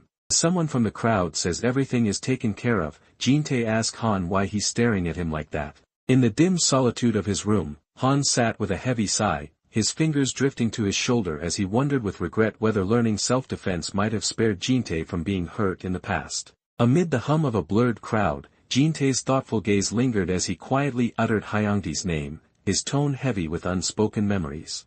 As they entered the dimly lit corridor, Han's sudden, surprised question was quickly brushed aside by Jintae, who urged him to drop it and keep moving, intensifying the tension between them. Han and his companion Jintae advanced toward a closed curtain. Han, his curiosity edged with caution, wondered aloud about the true reason for their visit. A tense hush filled the air as Jintae's anxious eyes flickered, his face betraying the silent struggle as he swallowed his fear. Jintae asked Han to forget everything he sees from now on. Han assured Jintae that whatever unfolded next could be forgotten, urging him to let go of all thoughts. In a quiet, sunlit space, Jintae reached out with calm assurance, asking Han to simply stand beside them and hold their hand, the supportive gesture bringing a sense of reassurance between the two. Jintae's anxious grip met Han's calm curiosity as their hands intertwined, the clammy touch betraying a secret that left Han silently wondering what could possibly be hidden within that nervous palm. Amidst a heavy, ominous silence, the scene opens on the cold corner of a stone altar, its surface marred by fresh bloodstains that hint at a chilling ritual just performed. In the suffocating gloom of a shadowy chamber, a man lay shirtless and helpless, his body pinned by cold iron chains to a stone slab as a jolt of fear flashed in his wide eyes. As Han takes another look at the tied-up man, he recalls that being the guy from earlier.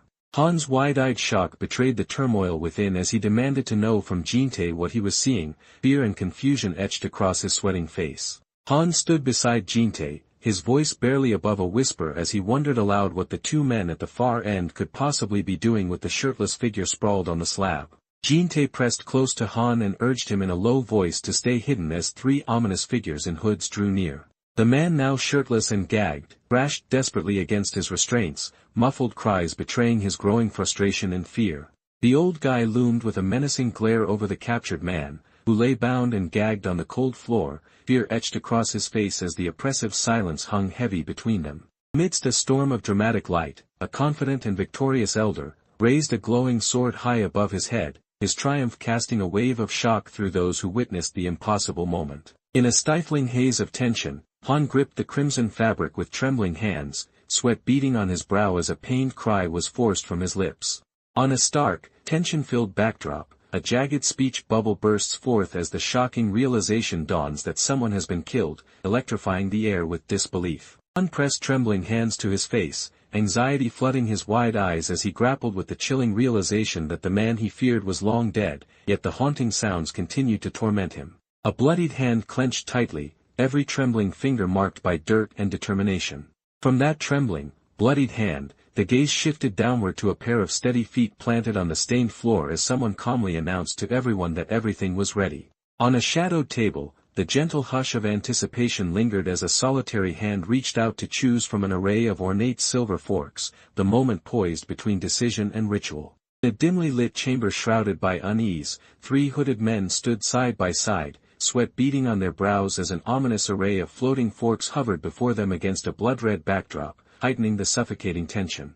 Against a stark red backdrop, a shadowed figure seemingly as Han, overwhelmed by sudden shock, gasped and clutched his mouth while Jin-tae watched in tense silence behind him. In that charged silence, Jin-tae stepped forward, seized Han's face with serious intent, and firmly redirected his anxious gaze, instructing him not to focus on the shocking sight but to look instead at the people. Sweat beading on his brow as he questioned aloud why the people mattered so much. Amid the dim light of the convent, 2 nuns sat in anguish, one clutching a fork with trembling hands and a tormented gaze, while the other's lips bled. As the air thickened with distress, Han wondered silently why he was forced to witness such filth, cruelty, and suffering. Han froze in shock as he recognized the 2 somber figures, his mother and father, standing together in dark formal attire, their tense glances and the small rope between them filling the air with unbearable tension. Han recalls his parents being kind and loving. On a screen flickering with static, Han stared in uncertain awe as 2 distorted, glitching figures emerged, his heart lurching with the whispered hope that they might be his mother and father. In the tense glow of that dimly lit space, Han's voice trembled as he pleaded for them to leave, his fear intensifying the unease that passed between him and Han's solemn gaze. In the dimly lit room, Jin-tae stood with a heavy heart, his voice barely above a whisper as he offered a quiet apology, the weight of remorse etched deeply across his face. On a deserted parking lot shrouded in night, Jin-tae approached Han with a tense urgency, his worried gaze fixed on the somber figure as he demanded to know why Jin-tae was there at such a late hour. At dusk, in the uneasy glow of the fading day, Han stood outside with nerves exposed, turning to Jin-tae as he anxiously asked if he was truly the one losing his grip on reality.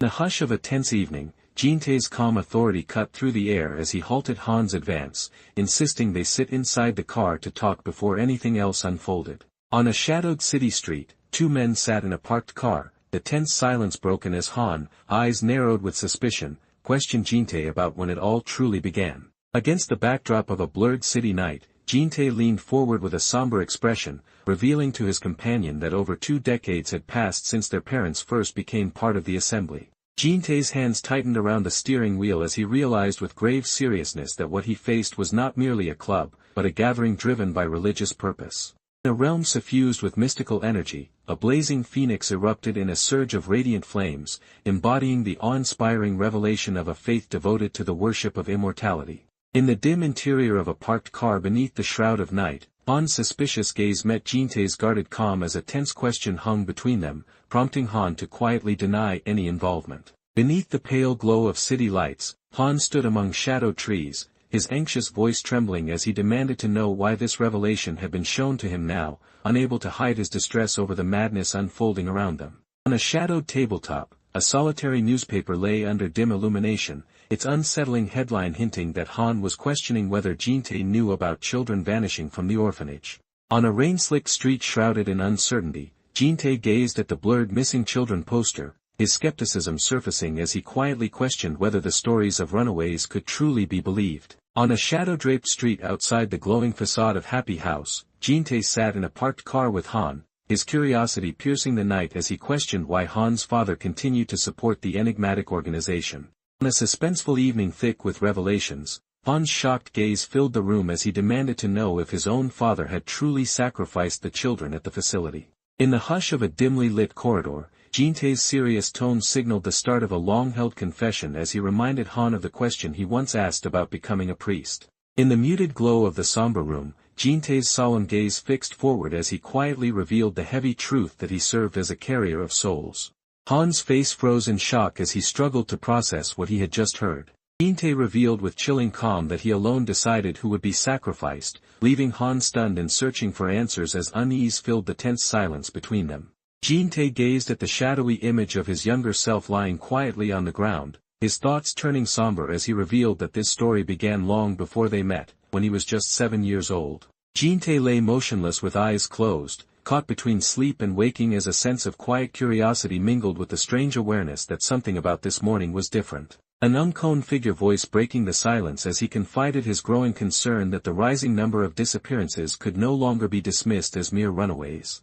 On a dimly lit street beneath the glow of a lone street lamp, two figures exchanged serious words, one remarking on the rarity of finding young bloods and suggesting they begin searching for other facilities to carry the souls, casting a strategic tension into the night. In a dimly lit room heavy with uncertainty, Jin-tae lay sprawled on the floor, confusion flickering across his features as he wondered aloud about the cause, be it drugs or something else, before drowsiness claimed him and he slipped helplessly back into half-conscious sleep. Then, roused from uneasy slumber, he found himself standing bewildered before a vast glowing portal, struggling to grasp how he had awakened in an unfamiliar place.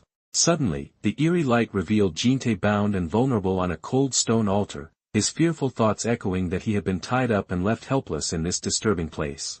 In a tense hush broken only by the pounding of his heart, Jin-tae found himself paralyzed by unfamiliar fear as the reflection of eager, scrutinizing eyes burned into his own.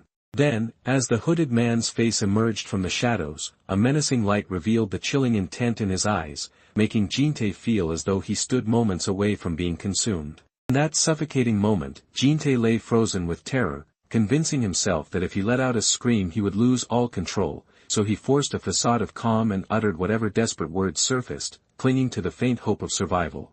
3 cloaked figures closed in around Jin-tae, who, lying fearful on the table, desperately pleaded that if they spared him, he could be of help. As the rope tightened around his wrists, Jin-tae insisted in a low, urgent tone that having someone like him would ensure no one suspected a thing, while the 3 men watched in inscrutable silence.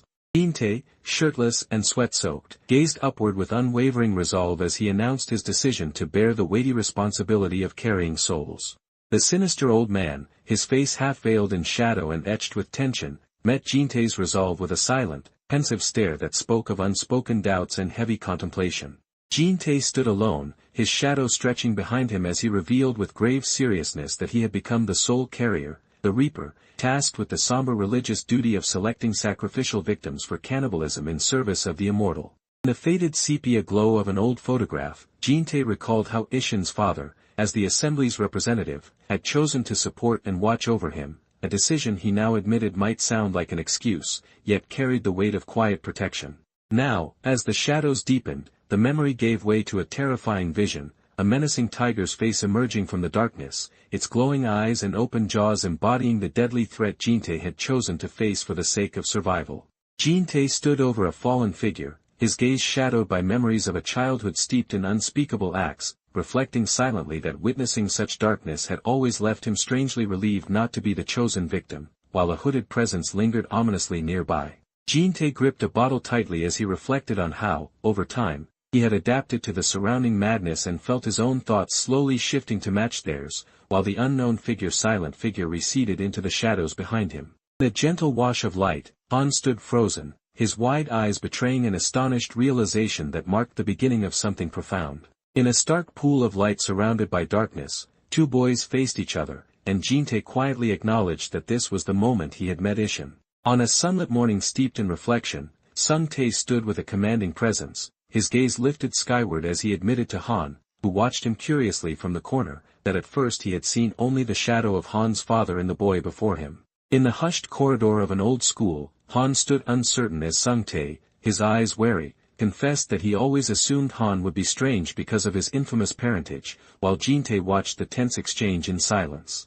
Then, as the tension lingered in the quiet corridor, Han looked up with curiosity and reached out, asking for the other's name, and Jin-tae remarked that there was something different about them. In a sunlit room scattered with toys and a castle model, 2 boys sat facing each other, and as Han listened in quiet reflection, Jin-tae revealed that being together allowed him to feel like any ordinary boy, not just a soul carrier.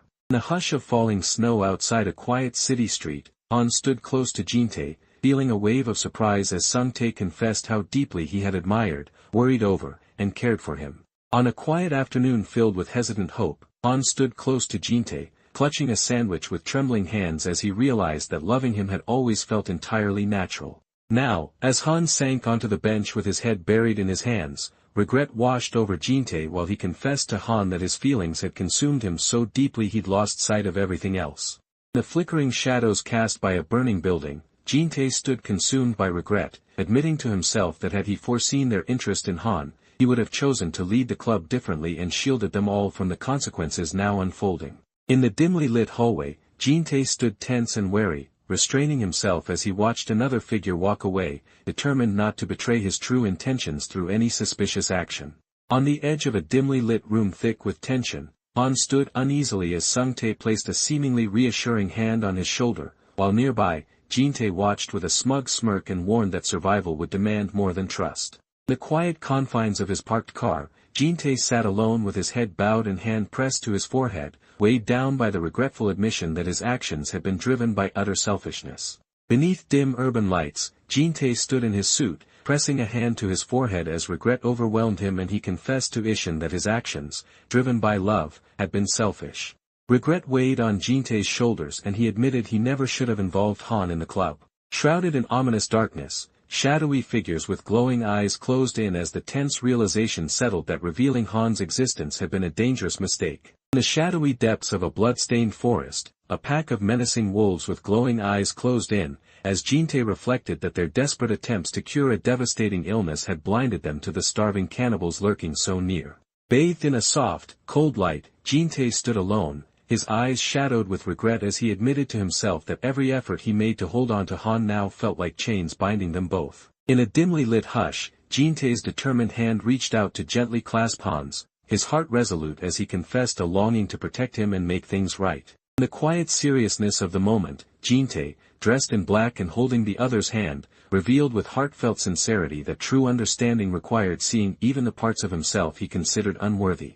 Inside a dimly lit car on a tense night, Han fixed Jin-tae with a determined gaze as he quietly spoke his name, the air thick with unspoken urgency.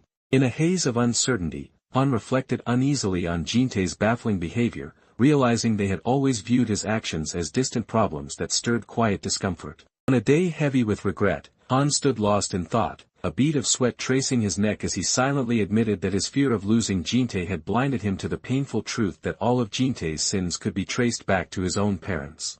Han silently stated, revealing the toll that was on Jin-tae. Caught between the weight of immortality and the isolation imposed by my presence, my family, and the Phoenix Club. Beneath the neon-lit city sky, Han stood frozen in alarm, his voice trembling as Jin-tae warned Ishin that immortality was to blame and urged him to beware of Choi Il-ho, his concern growing sharper as he questioned the name in the tense night. Jin-tae warned Han that Choi was watching more closely than anyone else.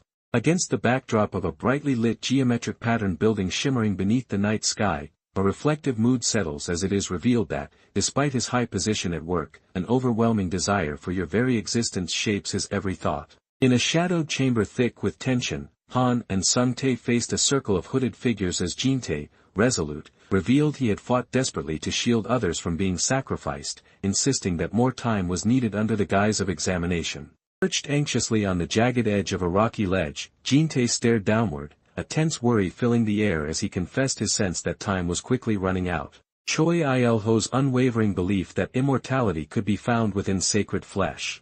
Jin-tae warned Han that if let his guard down even a little bit he could be next. In the dimly lit room, Jin-tae's troubled face emerged from the shadows as he admitted with a heavy heart that everything was his fault and he had pulled Han into this mess. In the dim light, Han clutched his shirt with trembling fingers, his voice thick with regret as he insisted that the burden belonged to his parents, not to him. Under the harsh scrutiny of a close-up, Jin-tae's face darkened with guilt as he confessed to trickery, asking if disgust was all he deserved. In a quiet, intimate moment, Han's trembling hand gripped Jin-tae's arm as Jin-tae, looking down, revealed that since their first meeting he had never once felt disgusted by him, his words wrapped in raw sincerity. In the quiet gloom of a dimly lit room, Jin-tae, usually reserved and emotionally guarded, stood with shoulders tense, his gaze dropping as the weight of unspoken vulnerability pressed upon him, the melancholy thickening as Han silently admitted he was shaken by the sight of unshed tears and uncertain how to comfort Jin-tae in this fragile moment. In the shadowed quiet, Han and Jin-tae clung to one another, the gravity of their embrace sealing a pact as Jin-tae states that from this moment, they would share the burden of being accomplices. In the quiet glow of the moment, Han gently cupped Jin-tae's face and, with unwavering sincerity, confessed that he had never loved anyone before, except for Jin-tae. In a quiet, softly lit room, Han and Jin-tae drew so near that anticipation hung between them, tenderness and longing shimmering in their gaze as Jin-tae's hand gently grasped Han's collar, drawing him closer for an intimate, breathless moment. Beneath the soft radiance of a glowing wall, a sleek white car stood parked as dusk settled, its silent presence promising reassurance and a vow to shield a hidden pain from any harm. As someone watches Jin-tae, Han says now it's his turn to protect Jin-tae. Under the canopy of tangled branches, the young Cone man lingered in the half-light, his gaze sharp and unnerving as he silently observed from the shadows.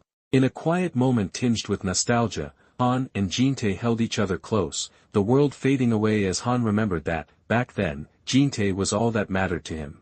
On a shadowed tabletop, a battered metal lighter rested in stark relief, its presence charged with a determined resolve as the plan to burn down the Phoenix Club and prevent another sacrifice took shape. In a quiet, intimate moment, Han gently gripped Jin-tae's shirt and leaned in close, his earnest confession revealing that every action he took was not out of righteousness, but purely for Jin-tae.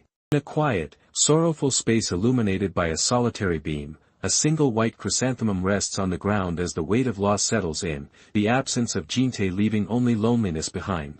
In the dim hush of an empty boxing gym, Han stood alone beneath flickering lights, his head bowed as a heavy melancholy settled over him, weighed down by memories he confessed still clung to his core no matter how hard he tried to fight them. Han reflected that Sung-tae's fate in the other world was a consequence he must bear as part of his own karma. In the hush of a dimly lit, empty room, Han stood tense and wounded, confronting the unseen Sung-tae as he demanded to know why he had been deceived. In a dimly lit solitude, Sung-tae stood exposed by vulnerability, confessing with quiet sincerity that he had only pretended to be oblivious out of fear that Han would abandon him. Then, with the weight of old wounds sharpening his gaze, Sung-tae confronted Han, voicing that after Jin-tae's death, he truly had been left behind. In the hushed glow of a hospital room, Sung-tae sat vigil at Han's bedside, worry etched into his features as he quietly observed that Han hadn't stirred since the moment he was left alone. On a somber afternoon, Sung-tae sat in quiet resignation, his gaze reflecting the emptiness he felt as he acknowledged to himself that he had been left utterly alone, powerless to change his fate. Sung-tae explained that he had gone to see Chairman Jin. As he remembered the encounter, his hands tightened around the curved scythe, reflecting on how Chairman Jin's unwavering devotion to the immortal had made it effortless to persuade him into accepting the role of a reaper. In a dimly lit industrial space thick with tension, Sung-tae stood firm as Sung-tae, voice trembling with agitation, demanded to know what could have driven him to such reckless action and questioned his sanity. Maintaining his composure amid the uneasy atmosphere, Sung-tae explained that his actions were driven purely by financial desperation, quickly insisting he hadn't done anything as unthinkable as resorting to cannibalism. On a stark white background, a stack of blood-stained money sits alone as Sung-tae reflects with ominous cynicism that in this world, money is paradoxically both the simplest and the most elusive prize, regardless of the suffering it may cause. Now, in the charged silence between them, Han anxiously confronted Sung-tae over whether he had failed to provide enough, only for Sung-tae to calmly insist that the money given was never touched, explaining that the luxuries he acquired, cars and houses, came from elsewhere. Sung-tae smiled softly with closed eyes, his calm voice revealing that he viewed those sacrificed in the assembly as nothing more than human refuse, insisting with a quiet conviction that their removal was a way to purify society. In the shadowy hush of a dimly lit room, Han stood face to face with Sung-tae, anxiety tightening his features as an unspoken tension crackled between them. A wave of realization washed Han. He recognized with quiet dread how much Sung-tae had changed without his noticing. In the soft glow of afternoon light, Han reached out with a gentle smile toward the hand offering a wrapped candy, his hopeful gaze reflecting the quiet promise that redemption was still within reach. Suddenly, Han seized Sung-tae's hands with a determined grip, his urgent expression turning the hopeful atmosphere tense as Han looked on, startled by the abrupt intensity. In a dimly lit corridor heavy with tension, Han, drenched in sweat and clutching his chest in desperation, pleaded urgently with Sung-tae to end the conflict. In the dim glow of a quiet corridor, Sung-tae gently reassured his weary friend Han, urging that they head to the car before the chills set in. Han demanded to know why Sung-tae would summon him back to the very place where he had once been held captive. Sung-tae with determined defiance, insisting he would never confine him in a place like this and challenging the very notion of such an accusation. Han stood with anxiety etched across his face as he demanded to know why he was being summoned. Sung-tae stated that while Han had been hunting the real culprit, his own innocence was now in doubt. Sung-tae reflected that, at times, returning here served as a personal reminder not to forget the emotions once felt. In the dim glow of the stairwell, Han led the way with a stern presence as Sung-tae followed behind, tension thickening between them as Han warned that if Sung-tae wished to remain in his life, he would have to leave that place, insisting that neither he nor Jin-tae wanted Sung-tae involved any longer. Rain pattered quietly over the city as Sung-tae, his gaze unwavering, insisted to Han that no one could truly know a dead person's wishes. Han declared with certainty that Jin-tae would have shared his feelings. Han, lost in thought, gazed outside. Rain poured over the deserted street as Han, startled and wary, confronted Sung-tae with a trembling voice, barely managing to address him through the tension hanging in the air. Under a relentless downpour, Sung-tae stood firm with rain streaking his face, his voice unwavering as he reminded his older brother that money was what truly mattered to him. In a darkened room pierced by a single spotlight, Sung-tae knelt amidst shadowy figures, his voice heavy with melancholy as he confessed that from the moment he was born, nothing he truly wanted had ever been within reach, and after Han and Jin-tae left Korea, an aching sense of loneliness became his only companion. On a quiet station platform bathed in melancholy, Han and Jin-tae walked side by side, each trailing a suitcase, as Sung-tae silently admitted his fear that showing his true feelings would drive Han away, leaving his longing unspoken. Under the dim glow, coins tumbled from a model plane as a voice, heavy with regret, Sung-tae admitted the longing for enough money to buy a ticket and cross the ocean to reunite. Sung-tae confessed to himself and the desperate resolve never to endure such pain again.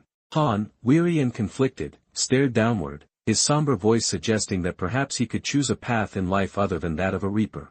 Then, tension crackled in the dim light as Sung-tae seized Han by the collar, his serious gaze locking onto the anxious eyes before him while he demanded to know what Han would offer if he decided to quit. In the cold shadows of an industrial space cluttered with scaffolding, Han faced Sung-tae with frustration as Han insisted that his only concern was to fulfill his duty as guardian and get Sung-tae away from the dangerous cult, dismissing any need for praise. In a tense, dimly lit room, Sung-tae stood facing Han, his expression serious as he questioned why such deep resentment was reserved for the immortal amidst a world already rife with shady cults. Against a backdrop of swirling flames and chaos, Han stood rigid, his voice edged with anger as he confessed the torment of knowing someone dear to him was entangled with the cult. Sung-tae's calm expression remained steady as he acknowledged Jin-tae Hyung's name, his tone measured and unhurried. In a room thick with tension, Han seized Sung-tae's wrist in a resolute grip, addressing both Jin-tae and him with a gravity that left no room for defiance. As Sung-tae walked away he said he would consider the proposition. Inside the quiet car, evening light casting gentle shadows across the dashboard, Sung-tae reached out with trembling sincerity to confess that he cherished their conversations, Han's voice, and the way Han had always worried about him, even from long ago, leaving Han startled by the depth of emotion in the air. Inside a dimly lit car, Han sat tense in the passenger seat, his voice edged with concern as he questioned whether Sung-tae intended to keep making him worry. Eyes closed and voice barely above a whisper, he admitted that he only felt sorry for Sung-tae carrying such feelings and quietly resolved that it was time to stop intruding on his burdens. Inside the quiet car, Han settled into his seat with a composed smile, his calm confidence evident as he advised that the point should not be forgotten. Just as the calm settled, Han's hand moved swiftly to his pocket, explaining with a hint of urgency that he needed to take a call. Han stared at his smartphone, his breath catching as he realized he had received 20 urgent missed calls from Director Yoon. On a rain-soaked night at a makeshift barricade, Han sat motionless in his white car, tense frustration simmering as he dismissed the insistence of a phone call, convinced there was no point in listening to the same empty words again. In the quiet stillness, Han sat with a calm resolve, his hand resting on his lap as he glanced at his phone and reassured himself that, after ignoring 20 calls without consequence, it would be safe to let a few more go unanswered. Han clutched his phone with a furrowed brow, troubled by the persistent confusion and concern over why someone would be so fixated on him. Late at night beneath the dim glow of dashboard lights, Sung-tae drove with unwavering focus, his serious tone revealing to Han that he believed he finally understood the reason behind Yoon Won-young's relentless fixation. Han stood alert and worried as Sung-tae, exuding a smug confidence, lit his cigarette and revealed that when Han and Jin-tae set fire to the building, some incriminating CCTV footage had survived. Inside the shadowed interior of a parked car, tension simmered as Han anxiously inquired about the missing CCTV footage, and Sungtae, composed and assured, revealed that he already had it in his possession.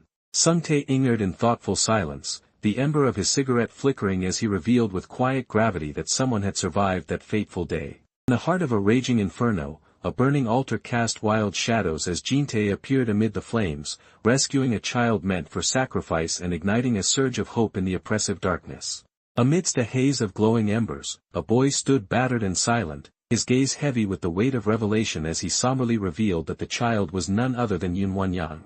Sungtae drove through the night, his calm yet serious tone hinting at intrigue as he asked if Han truly wished to uncover the secrets of that fateful day.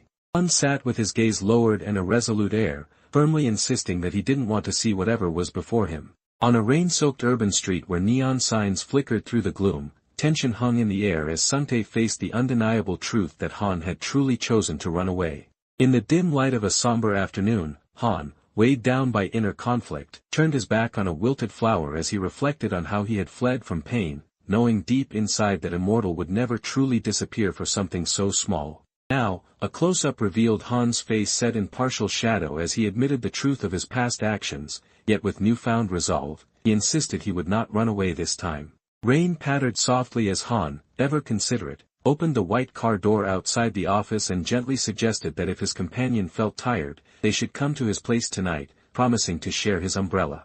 On a quiet, rain-soaked street, Han stood beneath Sungtae's shared umbrella, calmly explaining that he preferred the comfort of the office, mentioning Yun Hyup's presence there and checking if Sungtae remembered the name. Han pressed Sungtae about the employee who worked with him, insisting that he must have noticed the man at the orphanage. In the gray hush of falling rain, Han stood beneath the sheltering umbrella with Sungtae. Sungtae explained that he had left the orphanage at 15, suggesting the boy Han mentioned must have arrived after his departure. Under a gray, rain-soaked sky, Han and Sungtae stood close beneath a single umbrella, the somber hush between them broken as Han wondered aloud if they were acquainted, prompting Sungtae to quietly insist he did not know the other man. As Sungtae watched Han leave down the dimly lit corridor, Han voiced steady as he reminded Sungtae to remember his warning and wished him well. Han lingered in the corridor, while he quietly wondered if Sungtae and Yun Hyup truly had no connection, recalling how Sungtae's disapproving looks once led him to believe otherwise. As Han was checking his phone, Director Yoon appeared behind him. Suddenly, a startled Han glanced over his shoulder with wide eyes, clutching his phone as he demanded to know what had just happened. Director Yoon urgently demanded to know why Han had ignored his calls. Touching his phone with a tense smile beneath the swirling darkness, he nervously explained that he had been occupied, admitted to spotting the other in the parking lot and confessed with hesitant pride that he had found Hyun-kyung first. In a dimly lit room thick with tension, confronted Director Yoon, his voice sharp as he accused Sungtae of siding with the enemy and demanded to know if secrets had already been spilled. In a tense, shadowed alleyway, Han found himself anxiously trapped against the cold wall as Director Yoon confronted him with a pointed question, prompting Han to stammer back in uncertain confusion. Director Yoon stood partially shadowed, his somber gaze cast downward as resignation weighed heavily on his features. Then, tension mounting, he squeezed his eyes shut and braced himself, silently dreading the blow he was certain would come. But suddenly Director Yoon drew Han into a close, protective embrace, filling the quiet with a tender sense of safety and reassurance. Director Yoon leaned in close to Han, his voice low and filled with concern as he urged him to answer his phone promptly and confessed how much his silence had made him worry. Han stood in stunned silence as Director Yoon pulled him into a tight embrace, prompting Han to ask in disbelief if the director had truly been worried about him. Director Yoon gripped Han from behind, his resolute voice declaring that if fate threatened Han's life, it would be by his own hands and never by those of a stranger. A dimly lit hallway set the stage as Director Yoon, his dark coat casting long shadows, faced Han with a smug grin. Han asked Director Yoon to step inside as tension crackled between them. As the strained silence lingered in the hallway, Han extended a folded towel toward Director Yoon's gloved hand, his concerned expression underscoring the gesture as he quietly offered him a bit of comfort. The quiet office bathed in pale morning light, Director Yoon regarded the weary Han with concern as he gently suggested that Han take a moment to wash up, noticing how unwell he looked while he wiped his face with a towel. On an ordinary afternoon tinged with tension, Han stood in the doorway, his eyes wide as he voiced his confusion about not wanting Director Yoon to left alone. Inside a modest office lined with binders and the steady whir of a ceiling fan, Director Yoon casually suggested that he join Han for a bath, prompting Han to hurriedly refuse and insist on showering alone, the awkwardness lingering in the air. In the stark light of a tiled room, Han lingered uneasily behind the door, quietly admitting to feeling a chill as the resolve to freshen up and send his unwelcome guest away began to harden. In a cluttered, dimly lit office heavy with suspense, Director Yoon sat tensely on a worn couch, clutching a phone to his ear as high-up worried voice demanded to know who he was, why he had answered, and what had happened to the Han.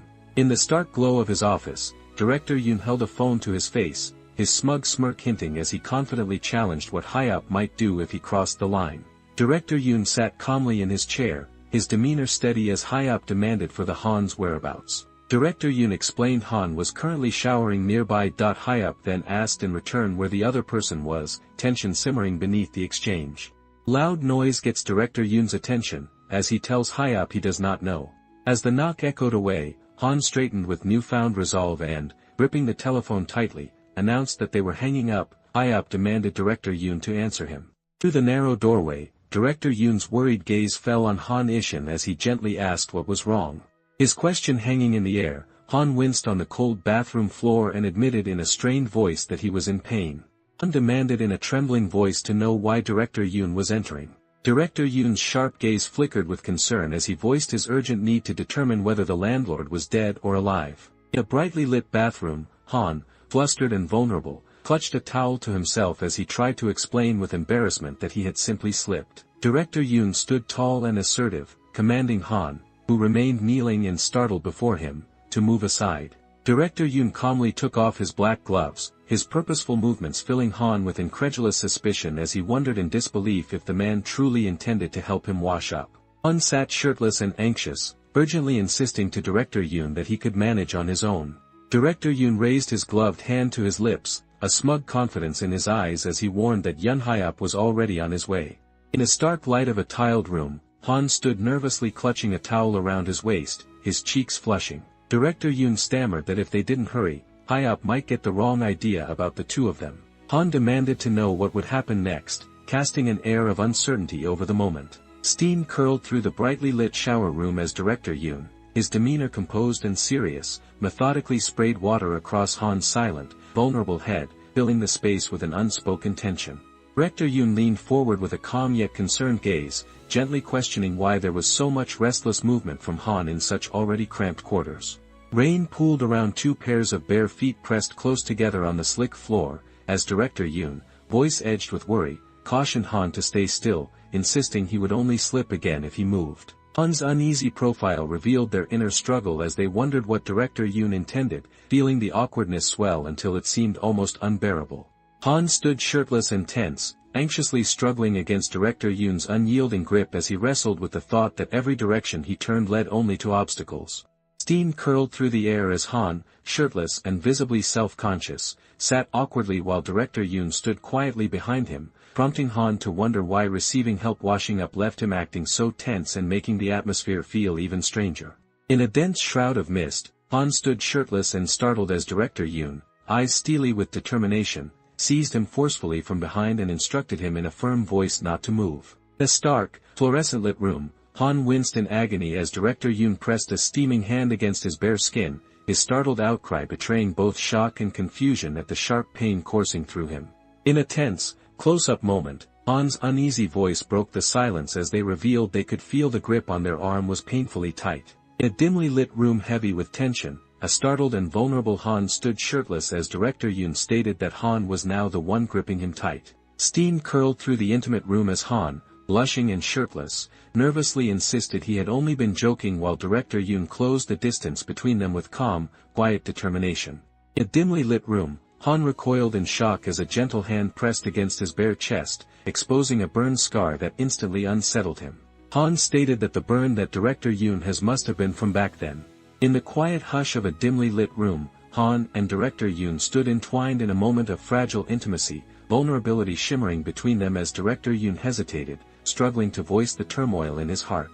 Then, gripping Han's bare shoulder with a force that mirrored the tension in the air, Director Yoon confessed in a low, strained voice that every thought of Han left him feeling suffocated, as if trapped in the coils of an unseen serpent. Han calmly remarked that Director Yoon must truly dislike him. Han silently states if he had been present at the immortal gathering, he likely witnessed him there.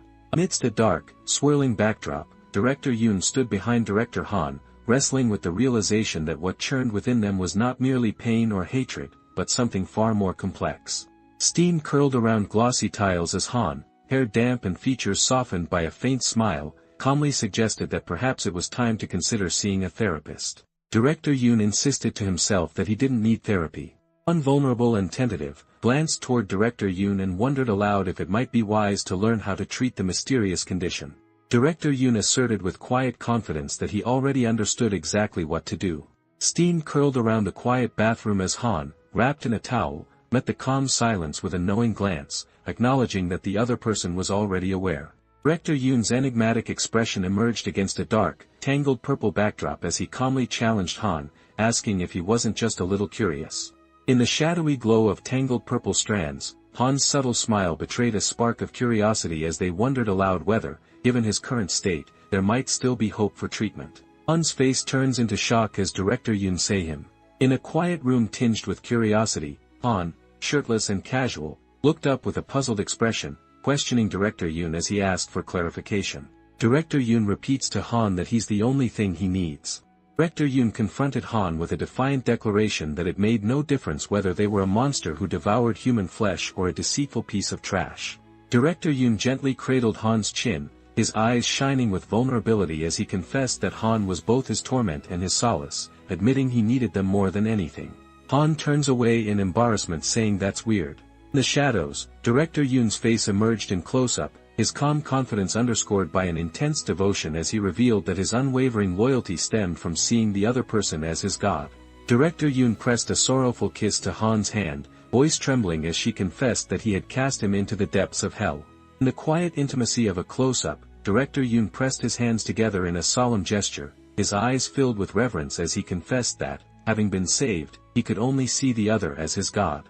Inside a dim room heavy with tension, Han stood exposed and anxious, a towel draped over his head, as Director Yoon confronted him with a piercing question that left Han at a loss for words.